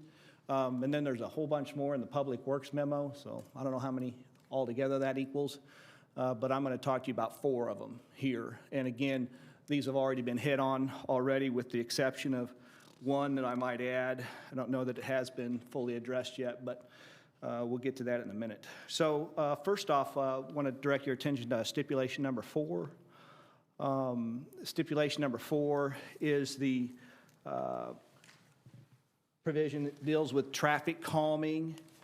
And I don't know that anybody's even mentioned what traffic calming is, what that's supposed to look like. But what it is speed tables, if you've seen these, where if you drive in certain places, you've got these bumps that are put into the road. And I mean, my personal experience is I'm not a big fan of them, but that's for you all to decide, I guess. And I'm not sure I'd necessarily want to live on a street that has a bunch of these speed tables on them. But I understand that the what's being discussed with regard to these adding speed tables to the street is that we would put in approximately 6 of them or so in this little stretch of street. The street itself is a windy road.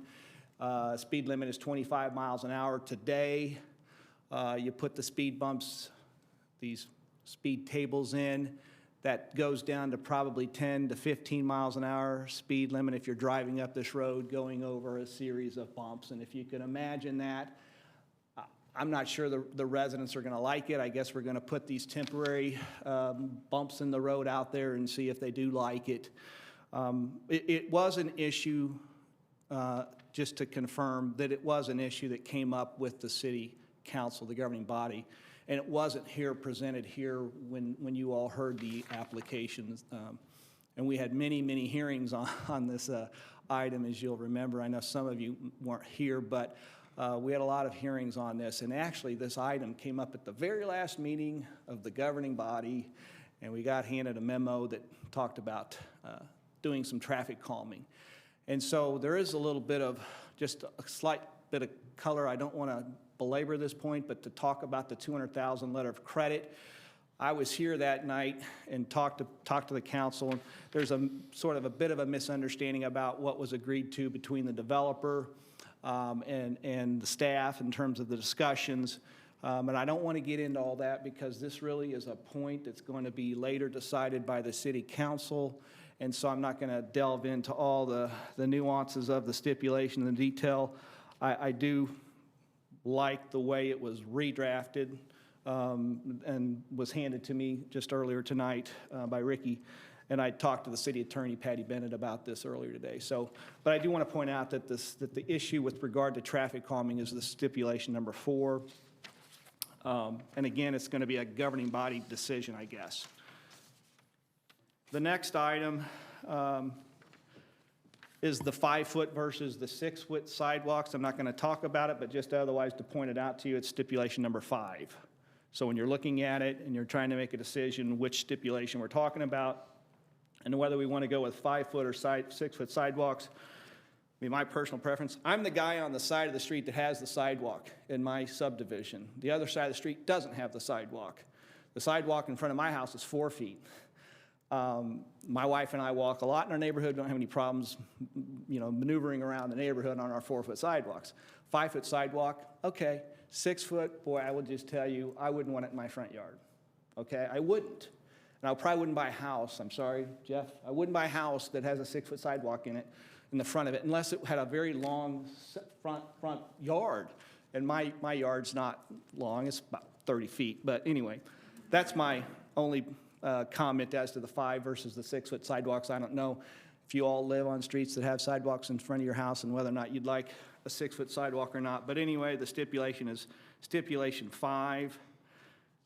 Then with regard to the architectural discussion that we've had about the mansions and whether or not we want to have cohesiveness in our community, which if you look at the pictures, it clearly would indicate and show that they are cohesive if you use the style of architecture that Mr. Oda would like to. I would say if you're spending the hundreds of millions of dollars on the project, hopefully you would give some deference to the developer as to the style and design of the buildings that he would like to include. He does very tasteful, very good developments. All of them that he does that I know of are very nice. And he's got an excellent architectural team here. And I guess I would ask you to defer to the professionals on the architectural issue, but that's item 6 or stipulation number 6.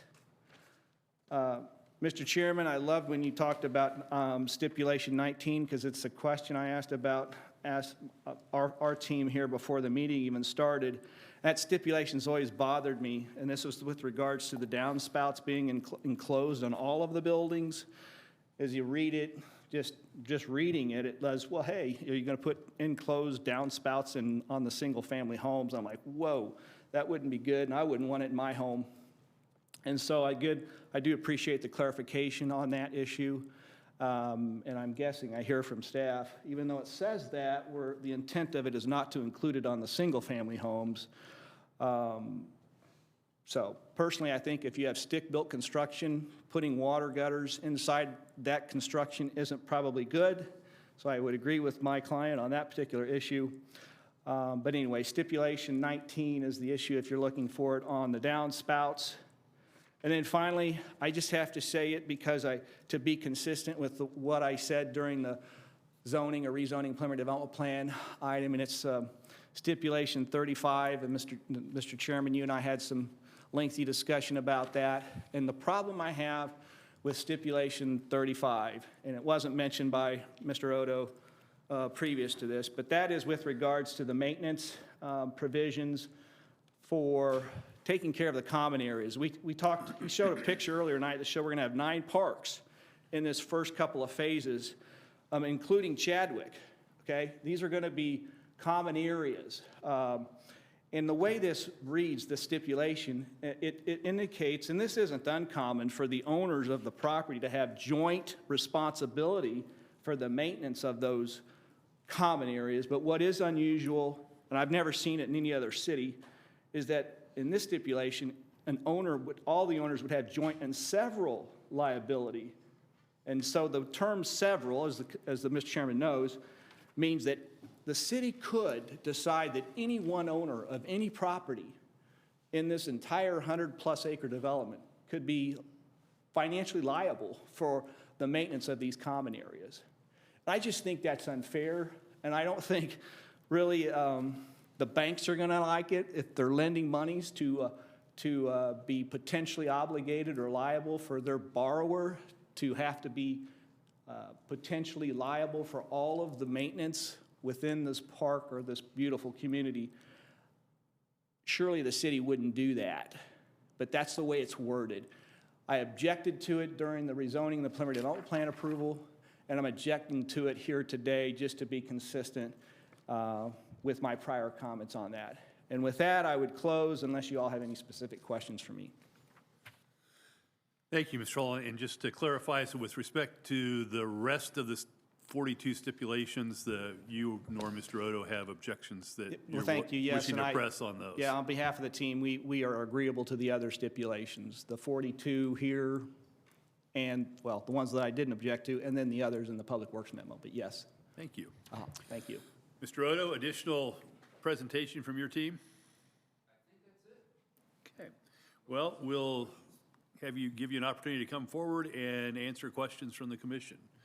Commissioners, who wants to start? Commissioner Block? All right, so I know you just said that you'd accept all 42 stipulations except for the ones that you were concerned about, but just to clarify, so Chadwick to south of the park to 135th Street would be completed? Yes, with Phase 2. Okay. I And that was guess the maybe that's, request, and that was the request of the staff, is with Phase 2. okay, so then that was another question I guess I didn't have, which is what do you see the timing of these two phases? Well, we'd like to get started on Phase 1 immediately. Phase 2, if you had asked me 6 months ago, I would have said immediately, but right now, cost of construction's a little high, and interest has gone from 3.5 to 6.5. So we gotta make sure the financials, right now, there's not a lot of money out for new communities, but our goal is to get started as soon as financially the market comes back. And then, 'Cause there's huge needs for the product. and then the park is part of Phase 2 as well? Chadwick Park? Yes. Yes. And then could you help me understand, I think it was, you said that the green space would be constructed and the trees, but not sidewalks? Not sidewalks and the rest of the amenities at this time. So the sidewalks that are interior to that Right. oblong? Right. And what's the reason for that? It seems like if you're gonna put the trees in, wouldn't you wanna do all that at the same Because time? we're not sure what we're going to do with the amenities.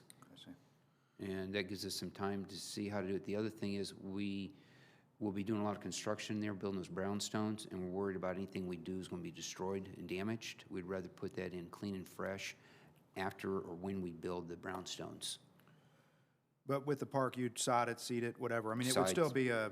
Usable park. Usable park, but just We may even put some, my intention, we don't have it in the drawings yet, but I'm sure staff's going to ask for a few benches, and we're amenable to something like that. We just don't want to do too much at this point. Not worrying about, but finishing off with phases 3 and 4. In the past, I think with these, we've seen material boards. Do you not, I know we have some, Yeah, they have them, they were presented. Do I need to get the? I just didn't see them. I saw pictures in the packet, but I don't. We do have a physical material board. You do have a digital one in your packet. I can go grab the physical one if you need to go see it. I think it might help. I think I had some of the same questions about, Right the there. manufactured stone and stuff. Yeah, we just had it. It was just hard to see in print versus physical. I think that's Understand why I asked. completely. Leave that one up. That's the material board there. The look of you said that all the single-family homes along 133rd Street will be custom. Yeah.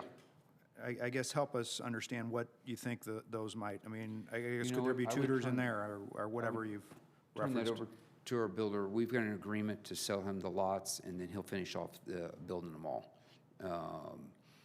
But I'll let Jeff Robinson just answer that. But with the continuity that you've talked about, Yeah.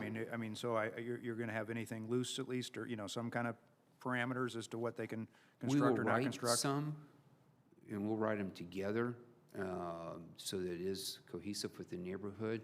But usually, as we discussed with staff, each single family will come in and get its own building permit, just like any other. Go ahead. One other thing too is we have submitted the overall design standards for the development, so of a home's general style will still fit within those as well.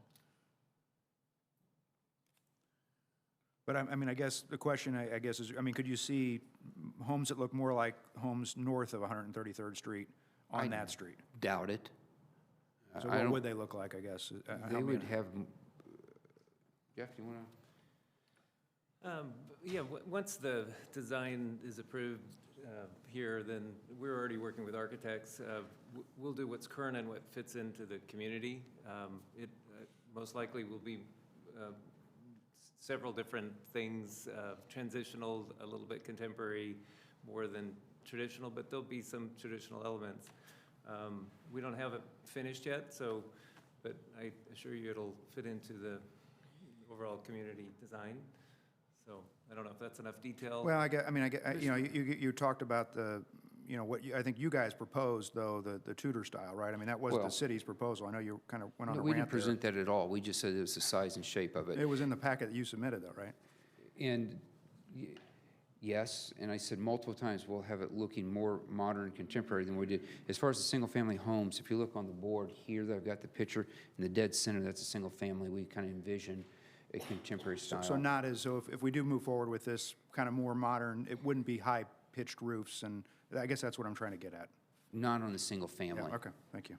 We'd prefer not to put that type of roof on there. If I could, just 1 second on this issue, and this is a stipulation from the approval back in January, stipulation number 14, and it's just confirmation of what we've said earlier tonight, and what staff has said as well, which is building elevations are not approved with this preliminary plan. All buildings within this development shall conform to the architectural type, style, and scale of buildings approved by the governing body at final plan, which is what we're doing here now, is trying to nail down what the architecture is going to look like. So even though there were pictures in there, we didn't commit to building those. And I think it's a bit unfair, really, to turn something like the picture that we showed as a representative of what the building shape and footprint would look like into, hey, you showed us this picture, you're supposed to build this. Whereas in the stipulations, it says clearly that building elevations are not approved with this preliminary plan. So I feel like this has been a little bit turned on its head. Well, my question really had nothing to do with that. It was really the single-family homes, and we've not seen any renderings of those, because you said they're custom, so I want to get an idea of what that looks like. So I think I've got it, but Okay. that's, I don't know why he brought that up. Traffic calming locations, how I read this stipulation, and maybe I missed it, this is north of 133rd Street, not within the... It's a problem that doesn't really exist now, but a few of the neighbors feel it does. When they do the traffic, and maybe they can talk to it about it further, there's 4 cars per hour, I believe, that they're concerned with on average during the high traffic hour.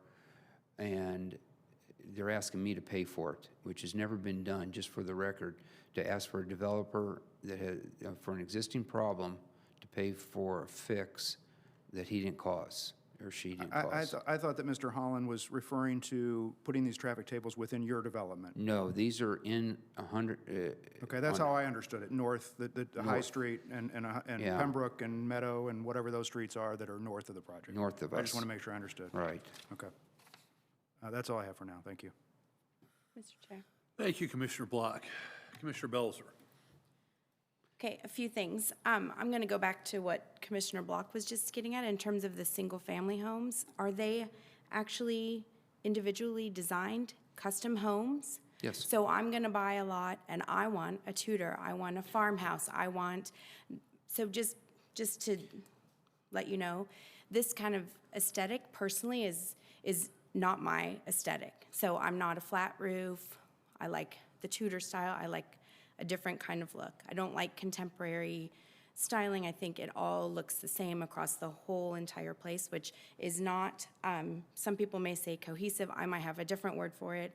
It's just personally not my aesthetic. So let's say I decide I want a single-family home. Am I going to be able to build the home that I want? I want pitched roofs. I want a different look than maybe what everything else is across the board.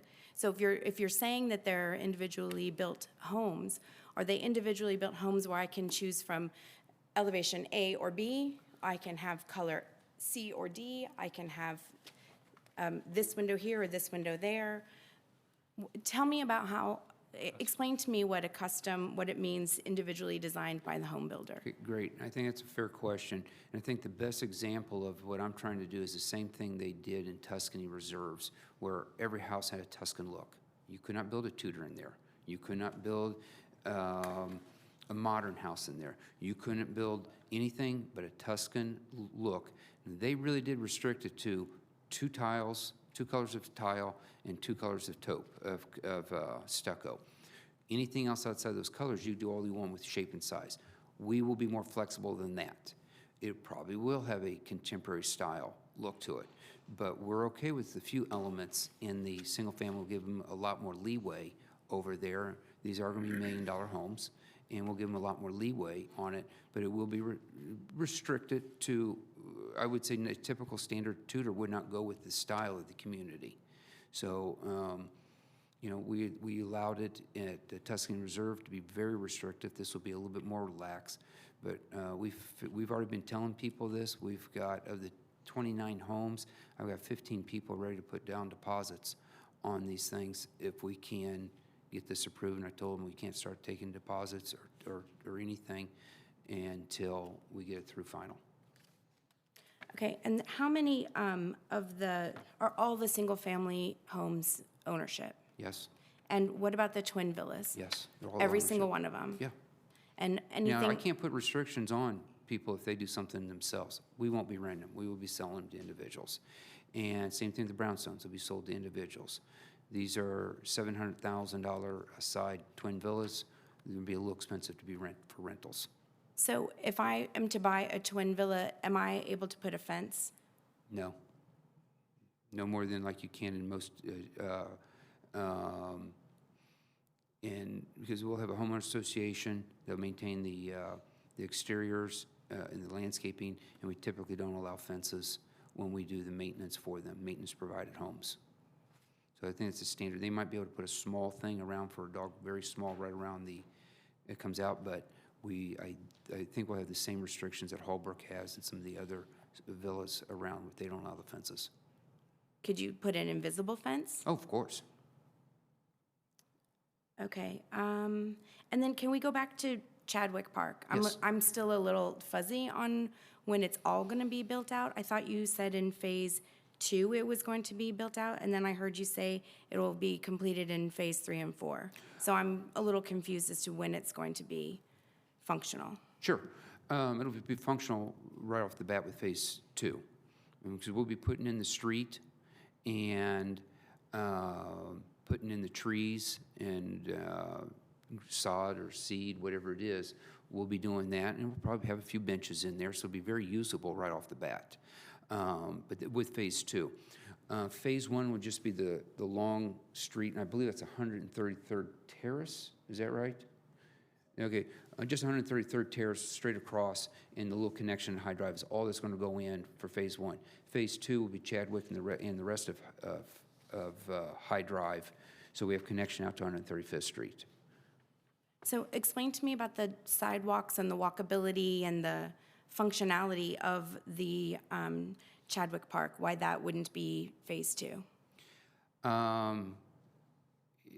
Because I'm gonna have a lot of construction going on over there when I start building out phase 3. As soon as I'm done with phase 2, I wanna go right into 3 and then to 4. So can you show me on the plans where that would affect sidewalks in Chadwick Well- Park?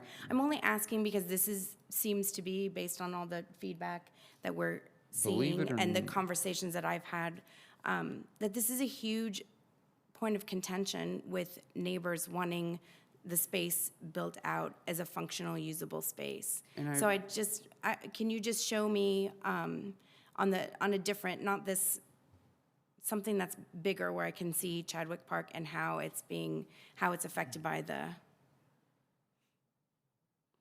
There's Chadwick Park okay. right there in the middle. So obviously, when we build out phase 1, we come across here, put in that upper loop, that upper curve. But then when we build out, and then as soon as we get started on phase 2, which is the apartments and the brownstones, we'll build out all the streets and carry it on down, and we'll plant the trees and the shrubs and everything that we're going to try putting in through there. We don't have the power over there for that grid area because it'll be coming from this side. We don't know about the sidewalks yet at all. Staff and I, believe it or not, they said none. I'd like to put some, and so we're going to put the trees back far enough so if I want to put a sidewalk around there, we can. If not, I guess we won't. So we got some stuff to decide, but mainly we want to leave this stuff open while we're building this, and then I'll come back and put in fresh sidewalks over here when we would never put the sidewalks on this side of the street because they'll get destroyed during construction. Okay. So, and right now, the plan is for it to only be on the outer side of it, of it. There is no plan for it to be anything on the inside. So that won't affect anything. Okay, and then space-wise, do you know about, as a comparison, how does this green space compare to the green space like at Park Place, for instance? Do you have any idea? I know that we've got 45% open space, and Well, I have I'm no idea. asking specifically about Chadwick Park, that space. Chadwick is over 2 acres. There's more green space in Chadwick, I believe, than all of Park Place. I could be wrong on that one, and I'm not trying to exaggerate, and I'm sure someone's going to go measure it, but my understanding is there's about as much green space just in Chadwick as in all the Park Place. And if I'm wrong, I don't want to, that's just something I was told. If that's true or not, I believe it. It would definitely be bigger than Berkeley Square that's located in between the buildings that are located there. I Okay. couldn't say if it was the overall Park Place development. Yeah, I'm not concerned with the overall green space. I just was curious as to the size comparison to that square. Berkeley is that about area. a quarter acre, and this is 2 acres, so this is 8 times the size of Berkeley. That I do know. Okay. That's why I said it's about as much as all of Park Place. Okay, and then to the point on the sidewalk. So I live in a neighborhood that has no sidewalks anywhere at all, and I think it's a total nightmare. I would love to work up a petition to get sidewalks put in my neighborhood because walking in the street with dogs and children is very dangerous.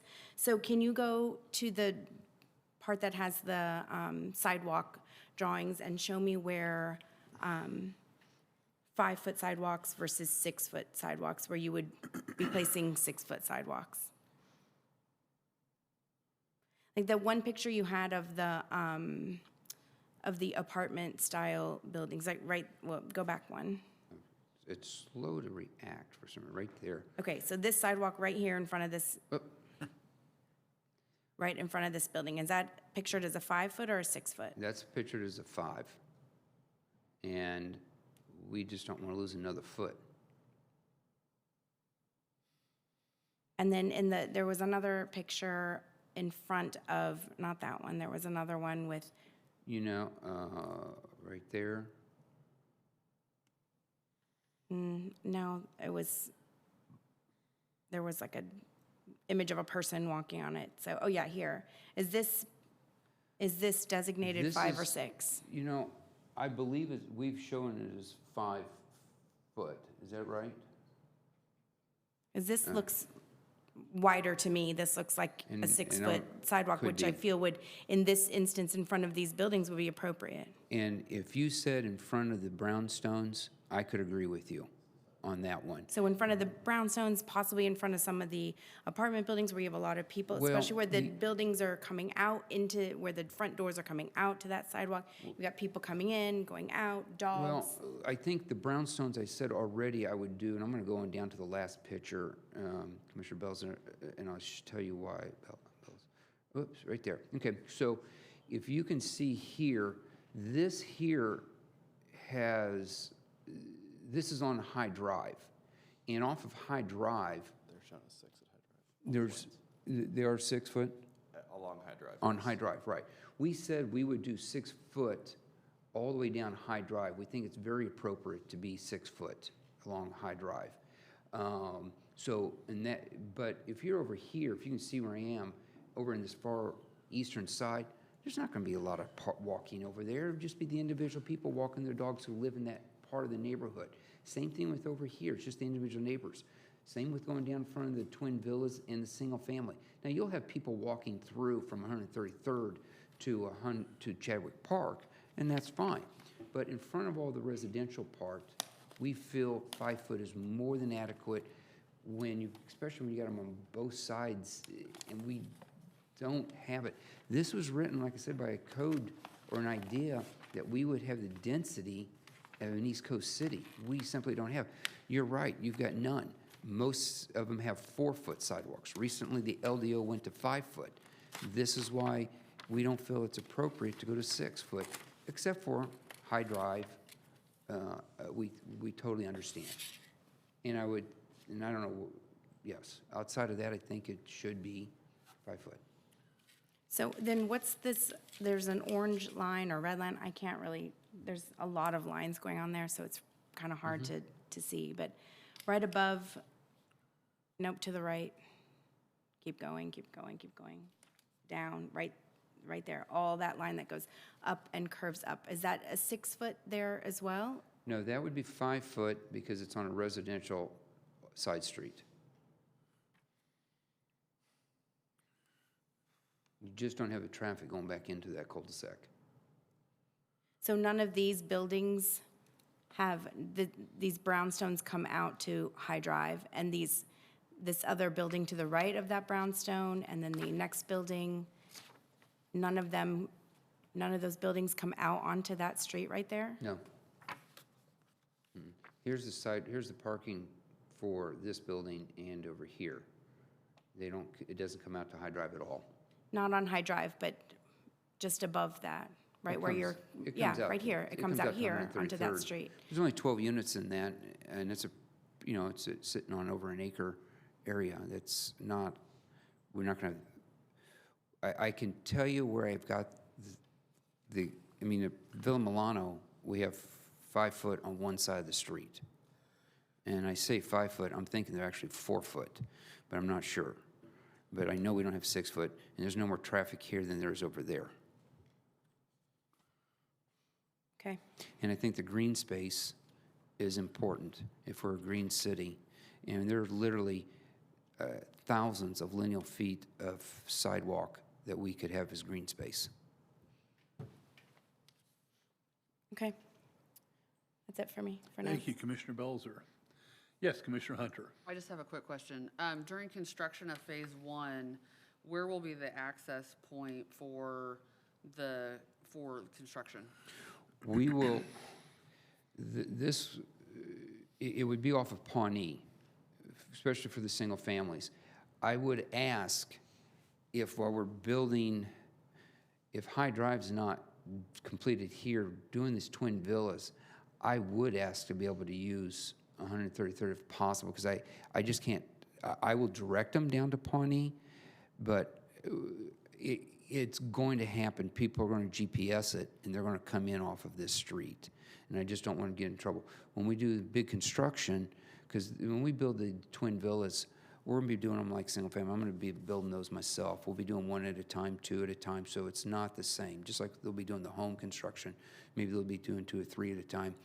And if it needs to be stipulated that we can only can't use High Drive, then I will accept that. But I would ask for the construction of the single family and the twin villas, just like you did to the north. They were allowed to use 133rd because it's just so hard not to. Heavy construction of the apartments, without a doubt, we can control those. We got bigger subs, more professional subs, and we can dictate to them very easily. So thank you for that question. Thank you, Commissioner Hunter. Mr. Chairman, Yes, sir. I guess maybe if you could put that back on. Which one? Yes, this plan here. I had plan? similar questions Okay. about trying to define, which I guess is stipulation 5 about the sidewalks. And so what I'm hearing you say, in this exhibit, the application that includes all the civil drawings that show the sidewalks are labeled at 6 foot. There's 7 foot sidewalks when it's against the parking. But up in this area along the single family and the twin villas, there is this double label like you can see in your blow-up drawing there that says 5 foot walk, but then also says 6 foot walk, pointing to the same thing. And so it sounds like you're not, I guess to clarify what you're hoping to modify the stipulation to be, is it fair to say that all of the sidewalks that are shown on this plan, are being proposed to be 5 foot, except what I just heard you say, you would have 6 foot walks that would be on either side of High Drive. And that would go from 135th up to 133rd. The 6 foot walk would connect with 133rd, so. Correct. Does that sound right? Correct, and I do believe you're right about the park, in front of the parking, we do have some 7 foot areas, which is code which we're not disagreeing with. Okay. But I would like for it to say, everything but High Drive would be 5 foot. Okay. I think it would actually add value to the community, and I just can't stress that enough. Okay, well, that helps to clarify Thank you. then. Thanks. Thank you. Other questions? Commissioner McGurran, you usually have a few questions. Many of mine have already been covered. Great. Thank you. Art have any? Mr. Odo, I've got a few, and I'm going to bounce all over the place. I have a recollection from having read a good chunk of this thing, that there was some discussion in there about a choice between brick and stone on the facades of at least one of the styles of building. Can I go And I back? had an impression when I read this that you all were asking for guidance from us on that issue. Did I misunderstand what I read? And Which is entirely possible. I'm not suggesting it's not the case, but I do Oh, remember thanks. Go there back. were some comparison pictures between bricks and stone, and I'm just curious if you're looking to us for guidance. No, I'm not. This happens to be, if you can look at here, this here's brick, and this is stone. And then if you look here, we've got brick back here, and this is the stone version. So I've got another version of it where this is brick, and where the brick is, this would be stone. So that's our two versions of it. So you'll just be, to provide some interest and whatnot, you'll be changing up those facades in different places. Right, that way it's not all the exact same. We've got two color versions of each version, and one has stone on it, one has brick on it. Other than that, they're pretty much similar. Okay, well, and that's fine. For some reason, I had No, gotten a concern there. fair question. A broader question for you is, and part of this is my perception, so I'll apologize for that in the first instance, but on the question of the design, and moving the design to, I think you used the term, a more contemporary look. It strikes me that this is very similar in nature to the work that you've done in Lenexa, to some of the work that's been done that I don't think you did in the, whatever they call it, the Lenexa City Center now, and to some of what we're seeing right next door in Overland Park. Do you have concerns, or can you address concerns that I might have about, it seems like we're getting kind of a homogeneous architectural style for 2022, Lenexa, Overland Park, Shawnee, and now Leawood? Well, the contemporary look is very new. It's not, you're not seeing that this is new. The older style, yes, it was up and down 135th Street. It's all over the place. The other. How would you contrast what you're proposing here with what you've done in Lenexa? Well, good question. Over Lenexa, do I have pictures of that on here? Anywhere? No? You do here? Give you a second, I'll show you what we did over there, which is, I think, the pictures of the buildings that staff showed. We did one community of it's the same as Villa Milano, just a different color. It's a whitish color, all white and light colored stone. This is the only thing we did there. And then we did our 4-story buildings, which would be, okay, I gotta switch out of here.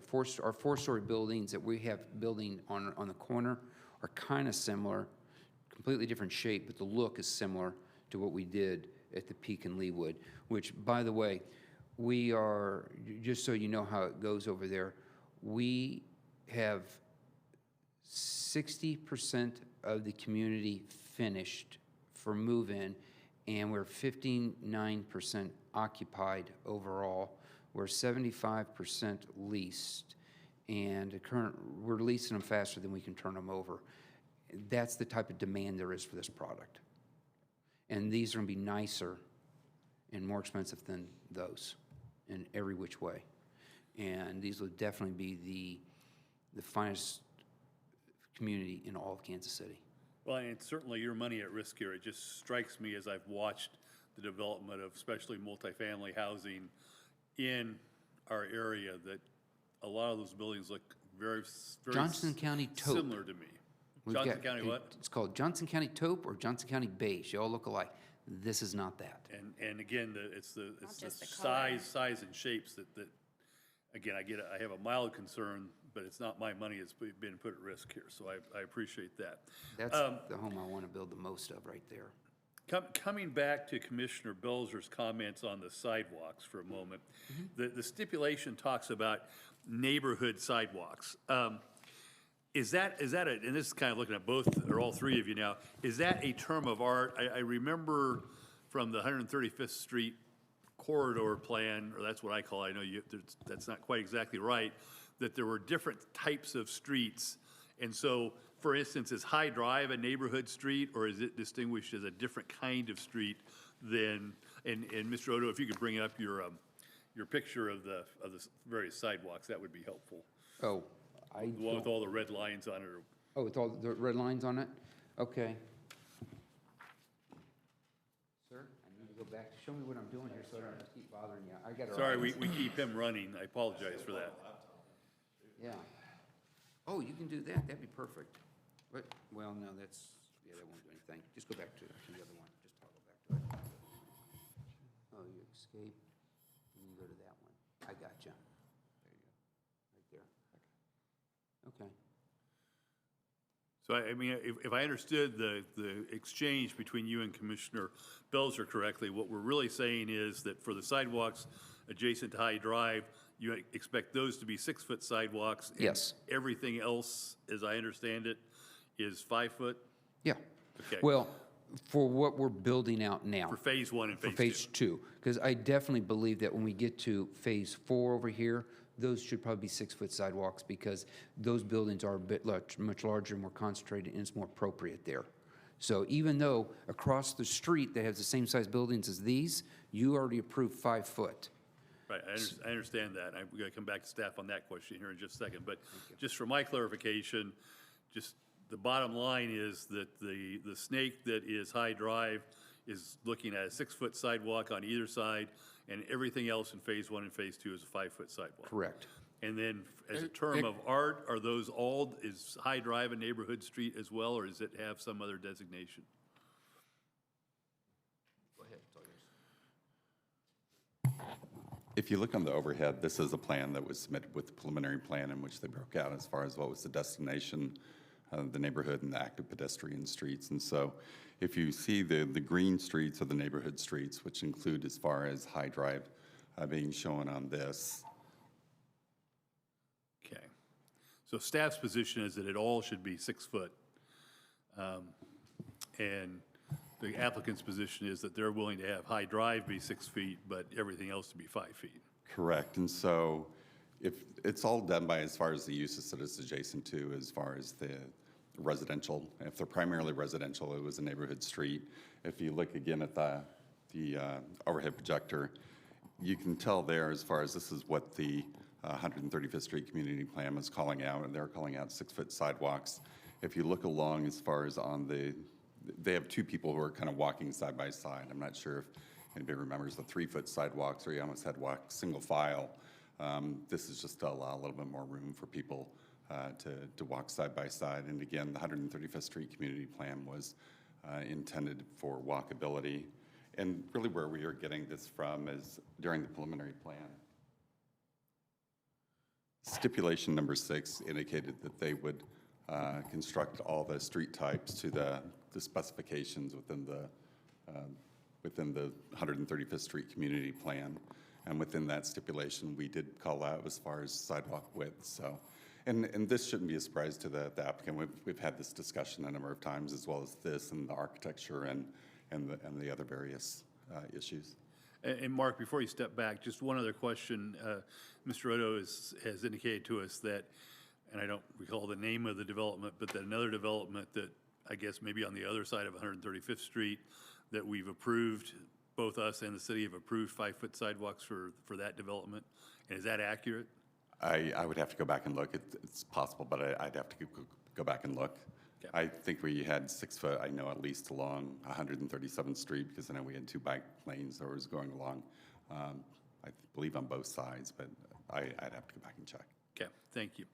Mr. Odo, yes. On that last couple of things. Our architects are the same architects as the ones who did across the street. So they're the ones who brought to my attention that 5 foot is what was approved over there. And the other thing I just want to follow up on these sidewalks is, if you look at the picture they had, those buildings were right up on the street because the corridor plan contemplated density of 9-story buildings and 5-story or 4-story buildings right along 133rd. They expected the density to be about 6 times what I'm approved at. And if I could get that type of density, I'll build 10-foot sidewalks. But otherwise, because we're at 7.1 units to the acre, 5 foot to me is more appropriate. Yeah, Thank you. I'm pretty confident you're not going to get that kind of density. So, Yeah, I know, that's what I'm saying. I wouldn't want it.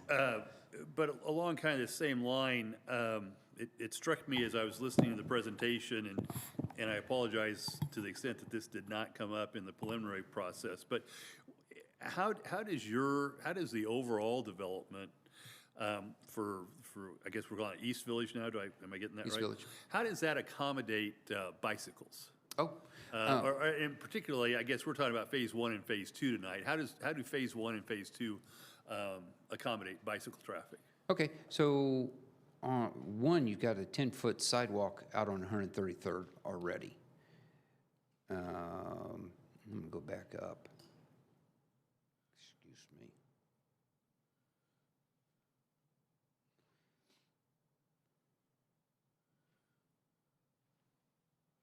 Okay, so one, you've got 133rd has got the 10-foot sidewalk for bicycles. In addition to 133rd Street has a bicycle lane all the way down it. Two, when we start building Phase 2, we'll build out the bike trail. That's I believe that's a 10-foot asphalt trail that winds through there, just like Tomahawk Creek does. And we're gonna build that out for them. And of course, Hyde Drive is wide. There's no bicycle lane per se, but it is wide enough that you'll be able to get traffic through there. But the side streets will be plenty of room for. But internally to Phase 1 in particular, bicyclists will basically have to travel on the street, right? It's a residential street. Right, okay. And just like they would on 132nd Terrace inside. Yeah, I just wanted to clarify that I understood correctly, that for internal bicycling, we're basically, I can't remember what the street name is, but basically it's in the residential street. It's a residential street. Okay. And this is for both you and for Mr. Holland. I just want to make sure, as we were going through the stipulations that we were taking issue with, that we'll have to resolve tonight, as redrafted, you all are okay with stipulation number 4. So that one is no longer a matter of contention. Fair? Mr. Chairman, I think it's fair to say we're not contending against that or opposed to that stipulation with regard to this venue. I think it's fair to say we're going to discuss it further at the governing body and work it out with them. But for me, it's off my table Yes, for sir. tonight. Yes, sir. Okay, great. That's a good answer.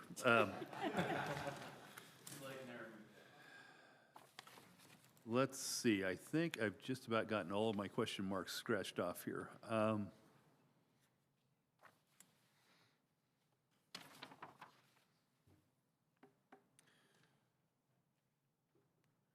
Okay, I don't think I have anything further. Does anyone else on the commission have additional questions or comments?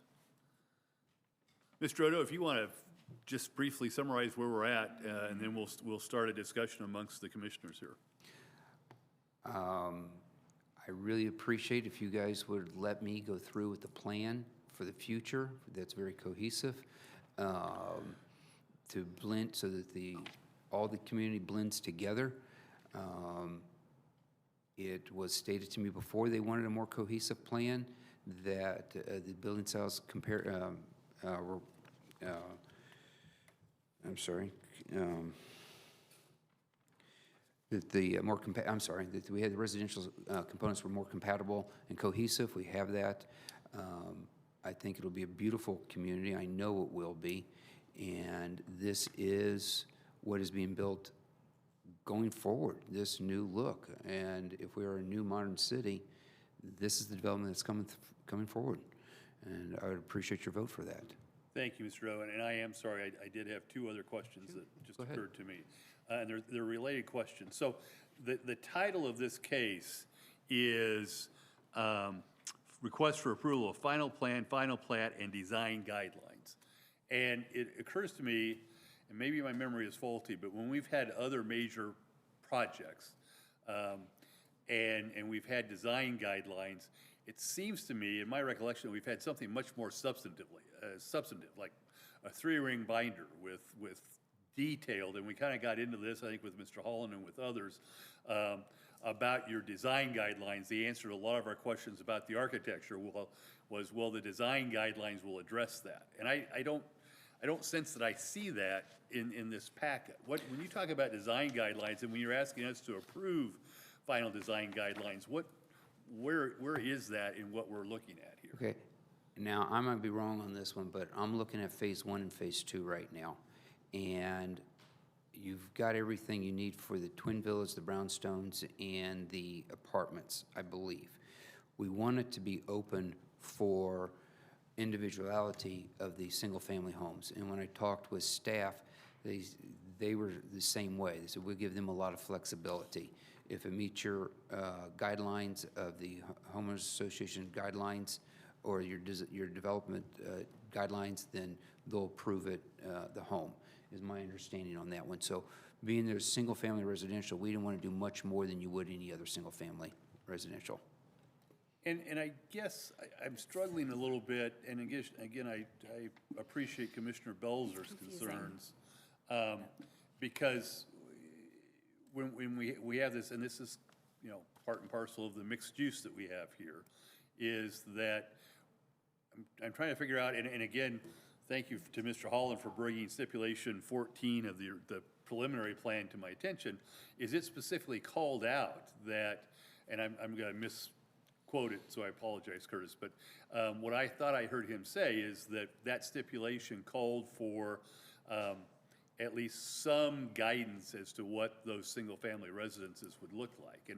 And to get into the more pragmatic question, where are the guidelines or where are the rules where Ms. Belzer comes in, Commissioner Belzer comes in and wants to build an English Tudor home, and you probably quite rightly so say that's not consistent with what we have here, with what we're building here, and you tell her builder over there that you don't want that to be built, where those rules exist? And isn't that something that we and the governing body should be considering as well, as to what those guidelines are? I understand you want individuality and you want the ability to do custom building. I'm sorry on this, Commissioner. I was not, to my knowledge, asked for the single family, anything like that, the guidelines of that. We wrote it for everything else. And I could be wrong, but did you write something? Yes. All right. The design guidelines. And if you could introduce yourself, I'm sorry. We've seen a lot of you tonight, but we haven't asked you to speak yet. Patrick Reuter, Clover Architects, address 8813 Penrose Lane, Lenexa, Kansas. Welcome. Mark, I'll defer to you. I assume the design guidelines were in all the packets they received. So yes, perfect. So the design guidelines, I think it's either 24, 30-ish pages, very similar to the length of the guidelines. I got them. I see them now. Yep. So under the residential section of that includes the single-family homes, which does go over the image, architectural style, and character. I believe it's on the second or third page under that residential section. So that is where, earlier talking about it, where it would address, that cohesive look between the residential, all different types of residential buildings in this development. Okay, very good. Thank you. I'm sorry, I didn't know the answer myself. Well, and I will say, have to look through my pack again, but what I just saw in Commissioner Coleman's hand, I don't know that I've seen that. I may have just glossed over it, so, yeah, that's what I don't know that I've seen, but that's fine. The others have seen it, so I'm fine with that. So again, I apologize, but that was the other concern I had is where were these design guidelines that we're supposed to be approving? But apparently, I have either just missed them, and because I see everybody else at the dais has them, so I'm good to go with that. Well, I'm only going to vote if you guys have a tie, so. It doesn't really, So with that, Specifically I'll address. let you step back and we'll start our discussion. Thank you very much, you. appreciate it. I apologize for the confusion on the design guidelines there. Mr. it's okay. Mr. Chairman, It doesn't I don't really. think before we they're start detailed. discussion. Yes, 5 why don't minute- we take a 5-minute break? Is that acceptable to everybody? We'll take a 5-minute break and we'll come back at 8:15. Thank you, Commissioner Coleman.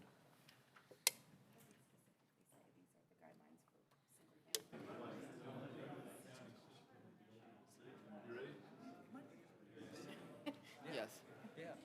All right, ladies and gentlemen, let's come back to order, please.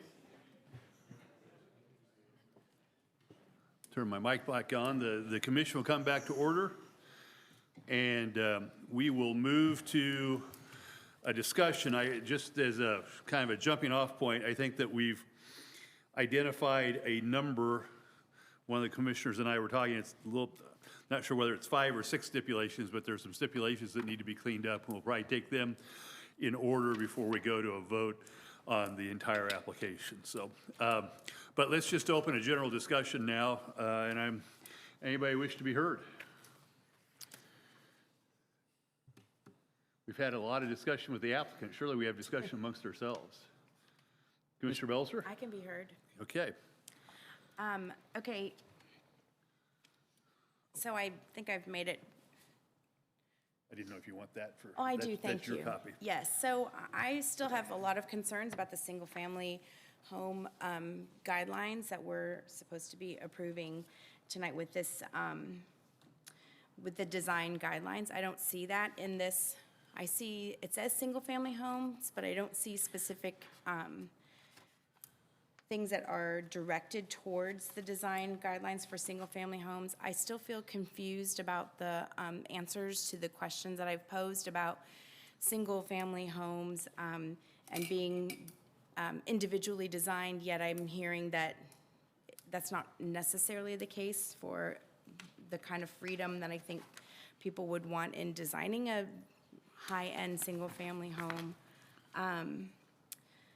I want to just also say, Mr. Chair, that when you brought up the point of this development looking very similar to those in Lenexa or Shawnee or Overland Park, if you look at the Galleria down the street on Knoll and any of these other new apartment complexes that are being built, to me personally, this looks very similar to all of those. And what I hear a lot from residents in the area, they're looking for something more similar to like a Meadowbrook Park. And while I totally understand that the acreage, the size, the shape, all of the all those elements of this piece of land are totally different, the way the land was acquired, all of that is totally different, and I understand that.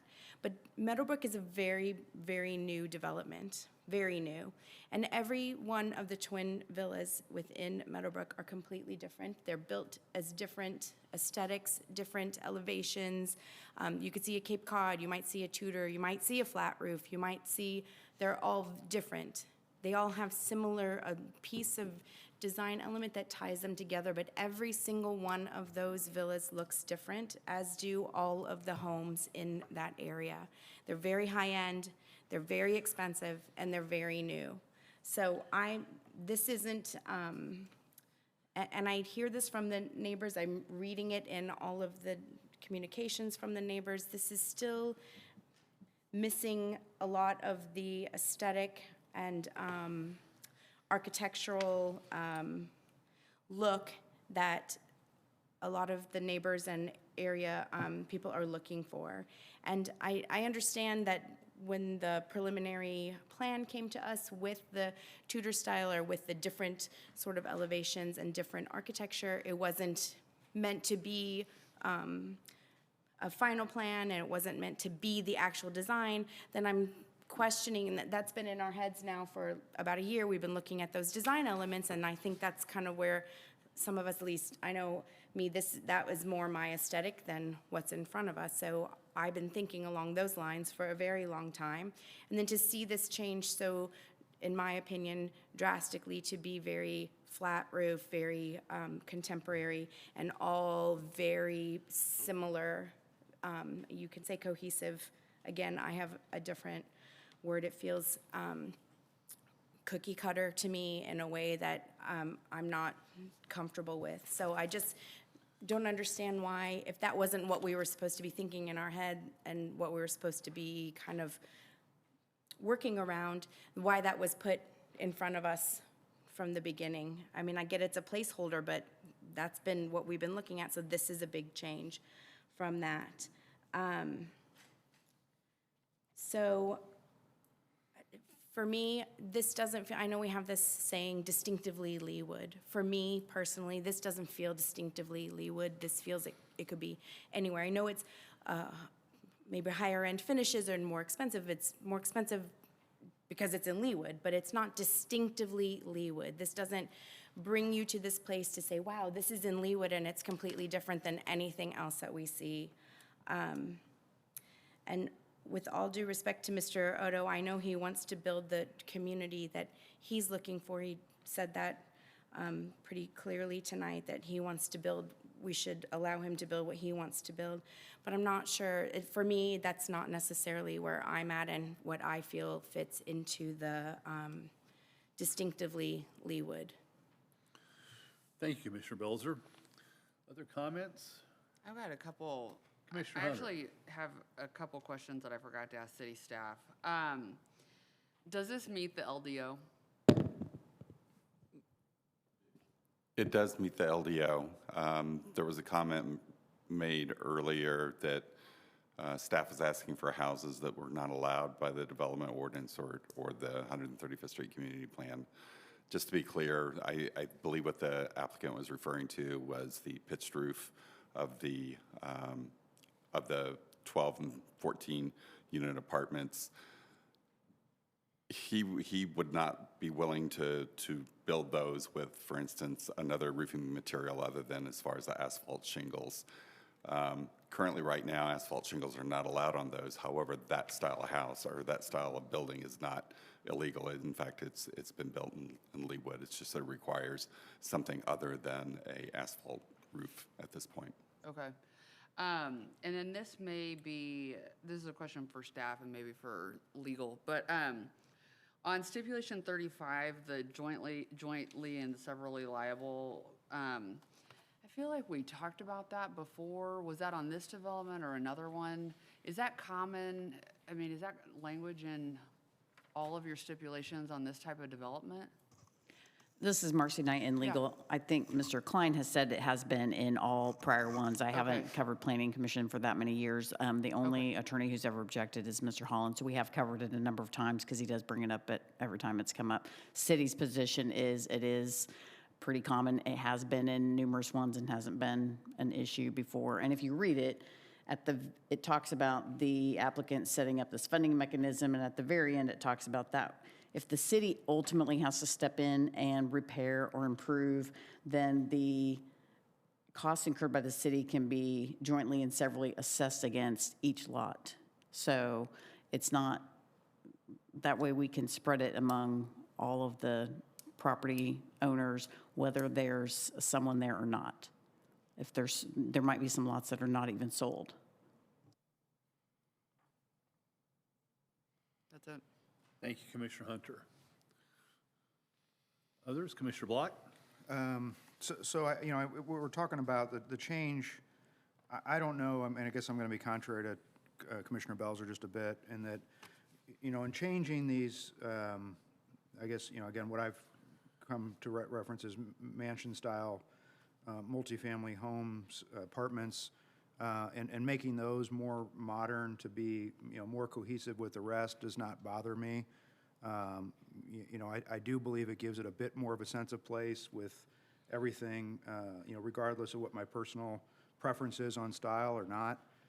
you know, to arrive in this community and for everything to be very similar, which, you know, will be the future phase. I believe at least how we were shown, assuming that that would continue, you know, has flat roofs. So I'm not opposed to that. I do think that it is positive that these are lower. You know, I think it was referenced 9 feet in most areas and 5 feet in others. So I think that is a net benefit for the neighbors to the north to not, you know, to not see maybe as much of this development from their backyards or side yards or whatever it be to the north. And then on the sidewalks, you know, I guess I see it both ways to a certain extent in that, you know, since there are sidewalks on both sides of the street, you know, that maybe not everywhere throughout the entire complex, especially if we set a precedent, you know, to the south that it's not required. But my memory, I guess, doesn't serve me very well to remember, you know, the community circulation, you know, in that development. You know, is it the same or different than this one? I'm not sure. I don't know that this maybe couldn't be rethought a bit when it comes to that issue, you know, to maybe make a 6-foot sidewalk, you know, a circular, you know, kind of pattern or a way that folks would walk so that not every sidewalk in the complex or in the development is 6 foot, but there's, you know, kind of a designated, you know, circulation throughout the complex or development that lends itself to the 6-foot sidewalk. So I don't know what that looks like if, you know, if there are 5-foot sidewalks on one side of the street and 6 on the other, maybe that doesn't make sense, you know, maybe. But I can tell you, you know, just in my neighborhood that does have sidewalks and has 4-foot sidewalks, you know, if someone's walking a dog, you almost have to go to the street. You know, you can't really pass them, I think, to staff's point. So 5 foot, I don't know how much better that is. You know, 6 is ideal, but I do understand that, you know, it really starts shortening people's front yards. So again, I guess my thought there would be, is there a way to create a circulation throughout the entire community that would lend itself to the 6-foot sidewalks in addition to high drive? So I think those were my main. Thank you, Commissioner Block. Commissioner, all right, Commissioner Coleman, I'll go with you. All right. Thank you, Mr. You're Chairman. next, Commissioner Stevens. Unless Commissioner Stevens can go before me. You go for it. You know, I have a dilemma because I really don't like the project. And I'm trying to get to like this project. I'm trying to get the final plan. I'm just not there. So I have a dilemma in that, you know, what is driving me is what is best for Leawood. And I'm just not coming out from this thinking that this is an improvement over what we approved over the preliminary plan. I still have issues with a lot of the project. And normally when we're at this stage, I can come around and get to a point where I can be on board. And I'm just not there with this. I don't think this is going to be beneficial. I don't think the way it looks is going to be helping Leawood. And I just can't get there on this one. Thank you, Commissioner Coleman. Commissioner Stevens. Well, thanks. I guess maybe not to repeat what some others have said, but similar to Commissioner Block, I'm not sure, I don't really take exception to the change in the new styling, especially for the 12 and 14 complex, because I do believe it's creating a more compatible design for the entire East Village development, and with the previous or the future phases of phase 4, 3, 4, 5, and 6, as those developments occur, we saw some of that with the preliminary plan, but it seems like that would also merge into more of this kind of, I guess what's being referred to as contemporary style. But that's, you know, that seems like a good change. I guess there was the maybe decision point that we need to make with the option areas. And I don't think that's listed as a stipulation. Maybe it is, but, I think it's in stipulation 1.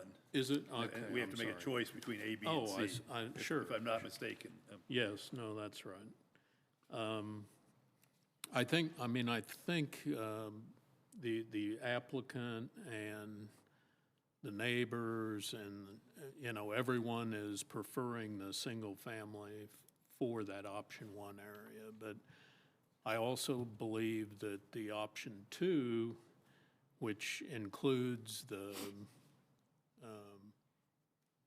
I guess they're called the twin villa arrangement, could be a very appropriate addition in that area, just because it enforces the transect nature along that 133rd Street.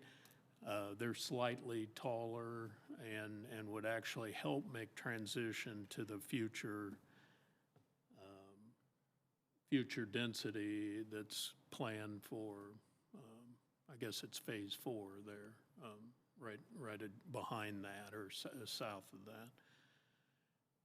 But I think, staying with the single family could make some sense there with that option. Maybe that's it. I guess we didn't discuss it or it wasn't presented, but I am kind of disappointed that the current application and plans for the detention area that's, I guess it would be in tract J in the exhibits, but it's the East Basin in the southeast portion of Phase 2, seems to be developed without kind of any acknowledgement or any effort to make that an amenity area. The plans don't list it as an amenity area. I do see, it was presented that it needed to shift and grow, which they're saving a lot of the wooded area there in that low drainage creek area, and so that's a good thing. But it's kind of unfortunate that it's not developed as an amenity area, and really even that detention could have been designed where it's a more natural surrounding. It could have had sidewalks around it, similar to the other detention areas that are throughout, or in Phase 1 and Phase 2, so. Thanks, Commissioner Stevenson. Yes, that's it. I may have missed it, but did you have a comment on the sidewalk size? No, I was trying to understand the change in clarity, which is different than what the applicant's plans were showing. And so I think we understand now that a majority is 5 foot. They still would remain 7 when they're adjacent to the parking. The 6-foot widths would be only on Hyde Drive, both sides of that connecting 133rd and 135th. And then maybe not to confuse the sidewalks with the trail system, but the walking trail, bike trail, walk trail around the east side of the church property there, would be a 10-foot, I guess, asphalt trail. But so I think that makes some sense to reduce the scale and size of those in these tight areas and residential areas. Thank you, Commissioner Stevens. Commissioner McGurran. Thank you, Mr. Chairman. I'm going to think about this and talk about this in 2 slightly different ways. If I think about reading through all of this ahead of time, and then the conversation that's occurred today, I would say that it feels like we've kind of gone down to this lowest common denominator. And if I focus there first, I would say that I'm fine with all of the stipulations as they're written, with the exception of the downspouts that obviously shouldn't be in single-family homes, and it seems like we've all agreed to that. I am fine in a lot of places with 5-foot sidewalks and 6-foot where it's even deemed more appropriate. I'm thrilled that the Chadwick Park came back. If that was going to be a huge issue tonight, I would obviously have voted against it, because I think it's crazy to build a tremendous amount of the retail and have no mixed use and have the central kind of common area unprovided. So I'm glad that's back on the list. And yet, I have consistently thought that this project was short of high expectations. And I think that it still is. It's still not what the neighbors want or what the community wants. It's still not what the governing body and the planning commission said it wanted, which was more like Meadowbrook from the beginning.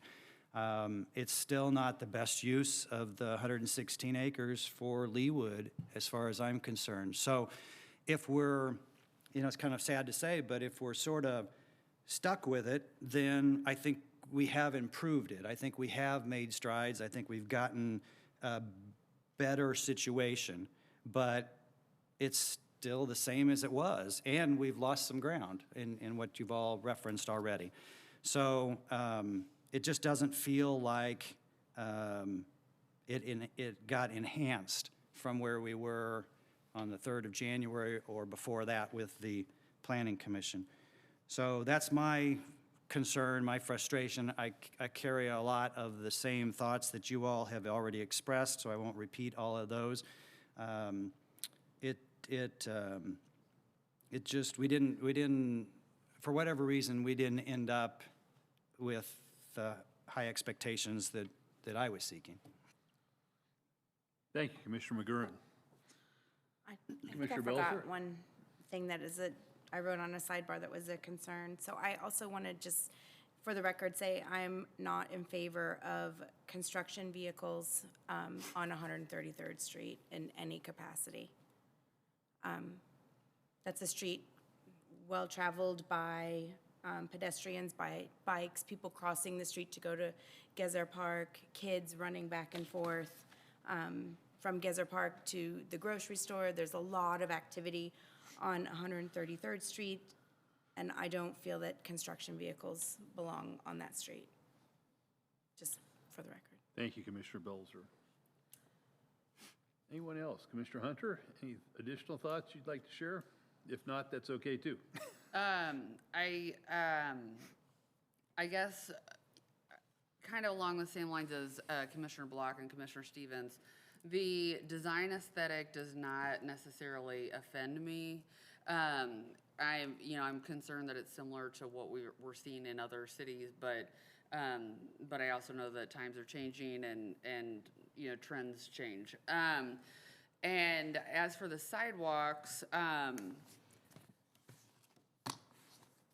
I am one of those people that is not necessarily a huge fan of sidewalks, but I do see that it is a need in this development. And so, but I'm totally fine with 5-foot sidewalks in some places and 6-foot sidewalks along High Drive, so.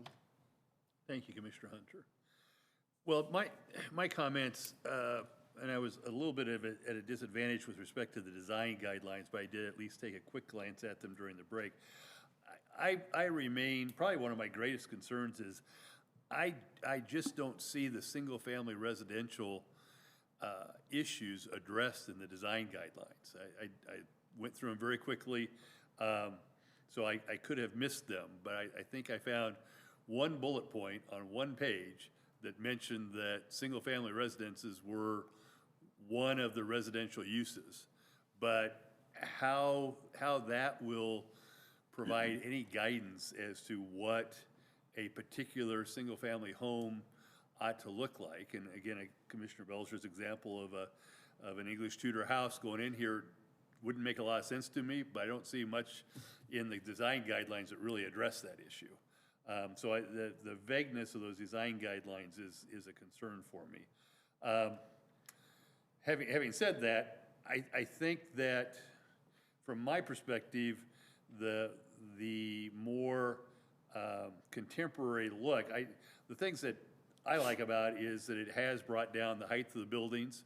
Height of building was something that was discussed in great length by the public here, and again by the public in front of the governing body over the course of 14 different public hearings. Based on the volume of emails that we got, which I know that all of us have read, that continues, the public still has, or a significant portion of the public still has significant concerns about this development. But it does feel like that this change in approach on the design guidelines has reduced the height, reduced the mass, and again, admittedly by a very small amount, but has reduced the density. And so, you know, I give some credit to the developer for his efforts in achieving those things. I think the consensus is around the sidewalks is hard for me to get too worked up about the difference between a 5-foot sidewalk and a 6-foot sidewalk. So I think that I'm probably fine with that.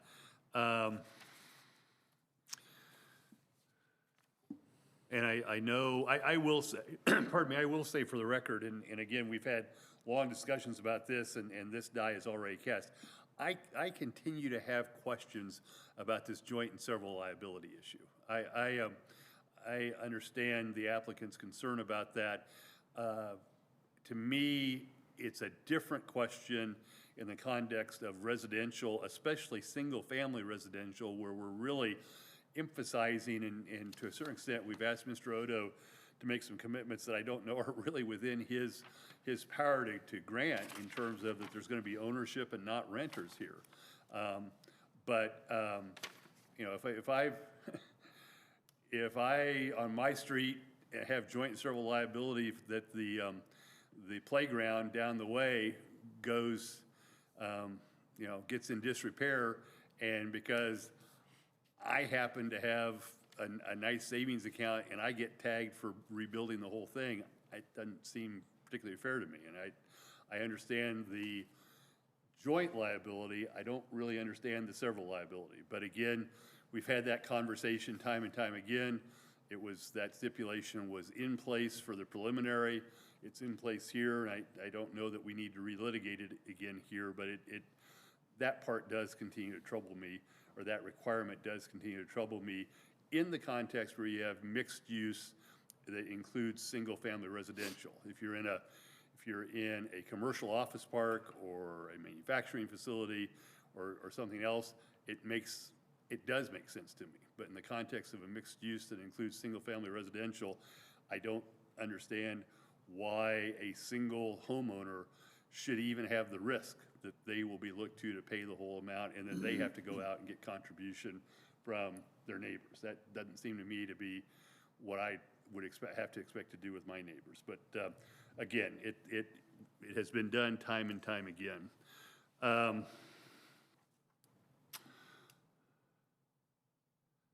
I think that may be let's see if I had anything, sidewalks, the design, and the guidelines. Those were the three issues that probably had the greatest concern for me. Are there any other questions or comments? Well, I think, let me riff a little bit here and see if I can get some nods of the heads around the table, and if we all need to vote on some of these things. I've got so many notes here, I don't know where to start. Here we go. And see if what we actually need to vote on in terms of individual stipulations. Mr. Chairman? Yes. If I may, this is Marcy Knight with Legal. I just wanted to point out for the record that Commissioner Peterson apparently dropped off the Zoom about 6:30. Thank you. So we have the stipulation 4, which is the stipulation with respect to the traffic study. That, I understand, for our purposes, is off the table and doesn't require additional comment or action. That the developer, for purposes of us tonight, has no objection to stipulation 4. May have a discussion with the governing body about it when that time comes. Mr. Chairman? Yes. But I think that's to substitute the one that was left on the dais for the- Absolutely. Very good point. Thank you. Yes, the rewritten stipulation 4. And staff, that's your proposal, right? So we don't need to vote on that. You've proposed the new stipulation 4. Correct. So there's no need for a separate vote on that. Separate stipulation 5 are the 5-foot versus 6-foot sidewalks. I sensed that there was at least the most part of a consensus there. Does anyone feel like we need to take a vote specifically on the 5-foot versus 6-foot sidewalk? Okay. And what we would propose there would to change a minute, rather than a minimum of 6 foot, we would put a minimum of 5-foot sidewalks with the just to make sure that we have it baked into the stipulation, with the exception of High Drive.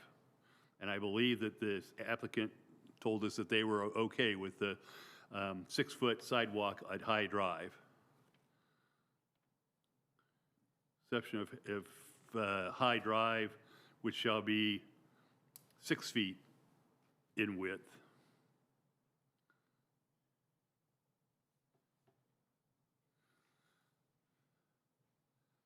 And then, let's see here. I can't read my own handwriting now. Doug, what was the next one? Well, 7 7. is Chadwick Park, which has been. And again, I understand that the applicant is okay with, has no objection to stipulation 7 as it's drafted, so we don't have to deal with it. Mr. Chairman, number 6, I believe.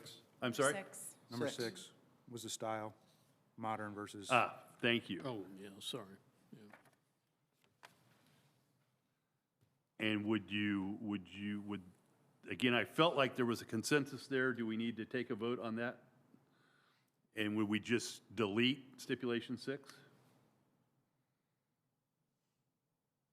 So anybody have? I would, but I think we're divided. Okay, well, why don't we, well, I'll put that to the side and we'll come back and vote on that one specifically.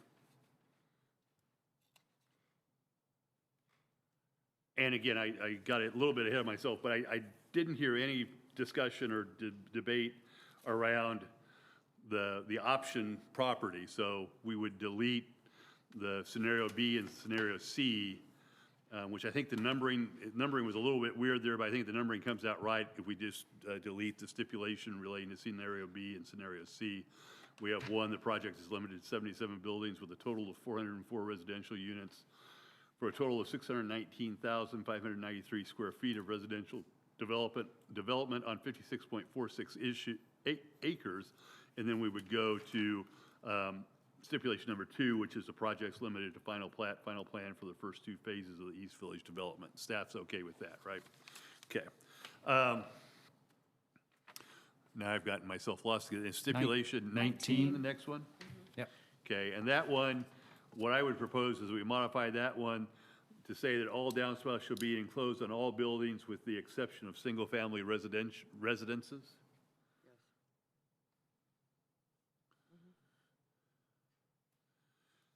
And then I believe that takes us to Mr. Holland's favorite, and that's stipulation number 35, which again, I believe that I've seen a consensus around the table that one ought to stay. And then a minor change in stipulation 37, in the second line to say the single-family residences. And then I guess we all know what 38 means, so maybe we won't change that one at all. Again, grammatically, I'm not sure it's correct, but the meaning is clear there. So I don't think Mr. Odo will be constructing on Sundays, and if he is, he'll probably hear from the codes enforcement people about it. So, because somebody is certain to complain if that happens. So I guess what that leaves us then is a need to vote specifically on stipulation number 4, is that right? No. Stipulation number 6. So what I would encourage, but again, you all are free to do this in any way that you would prefer, I would encourage a motion to strike stipulation number 6, and then we'll find out how people stand on it, and we can go from there. But if there's another approach that you all would like to take, rather than just have a motion to strike stipulation number 6, I am open to whatever motion you all want to make. Mr. Chairman, I'll make that motion. Thank you, Commissioner Block. Commissioner Block moves that we strike stipulation number 6 from the list of stipulations. Is there a second? Second. Thank you, Commissioner Hunter. Any discussion beyond what we've already done around the style, if you will, of the buildings? If not, we'll move to a vote, and I think tonight we'll take these by a roll call vote. So if you're in favor of striking stipulation number 6, please indicate by saying aye. If you're opposed, please indicate by saying nay or no. Commissioner McGurran. Aye. Commissioner Coleman. No. Commissioner Block. Aye. Commissioner Stevens. Aye.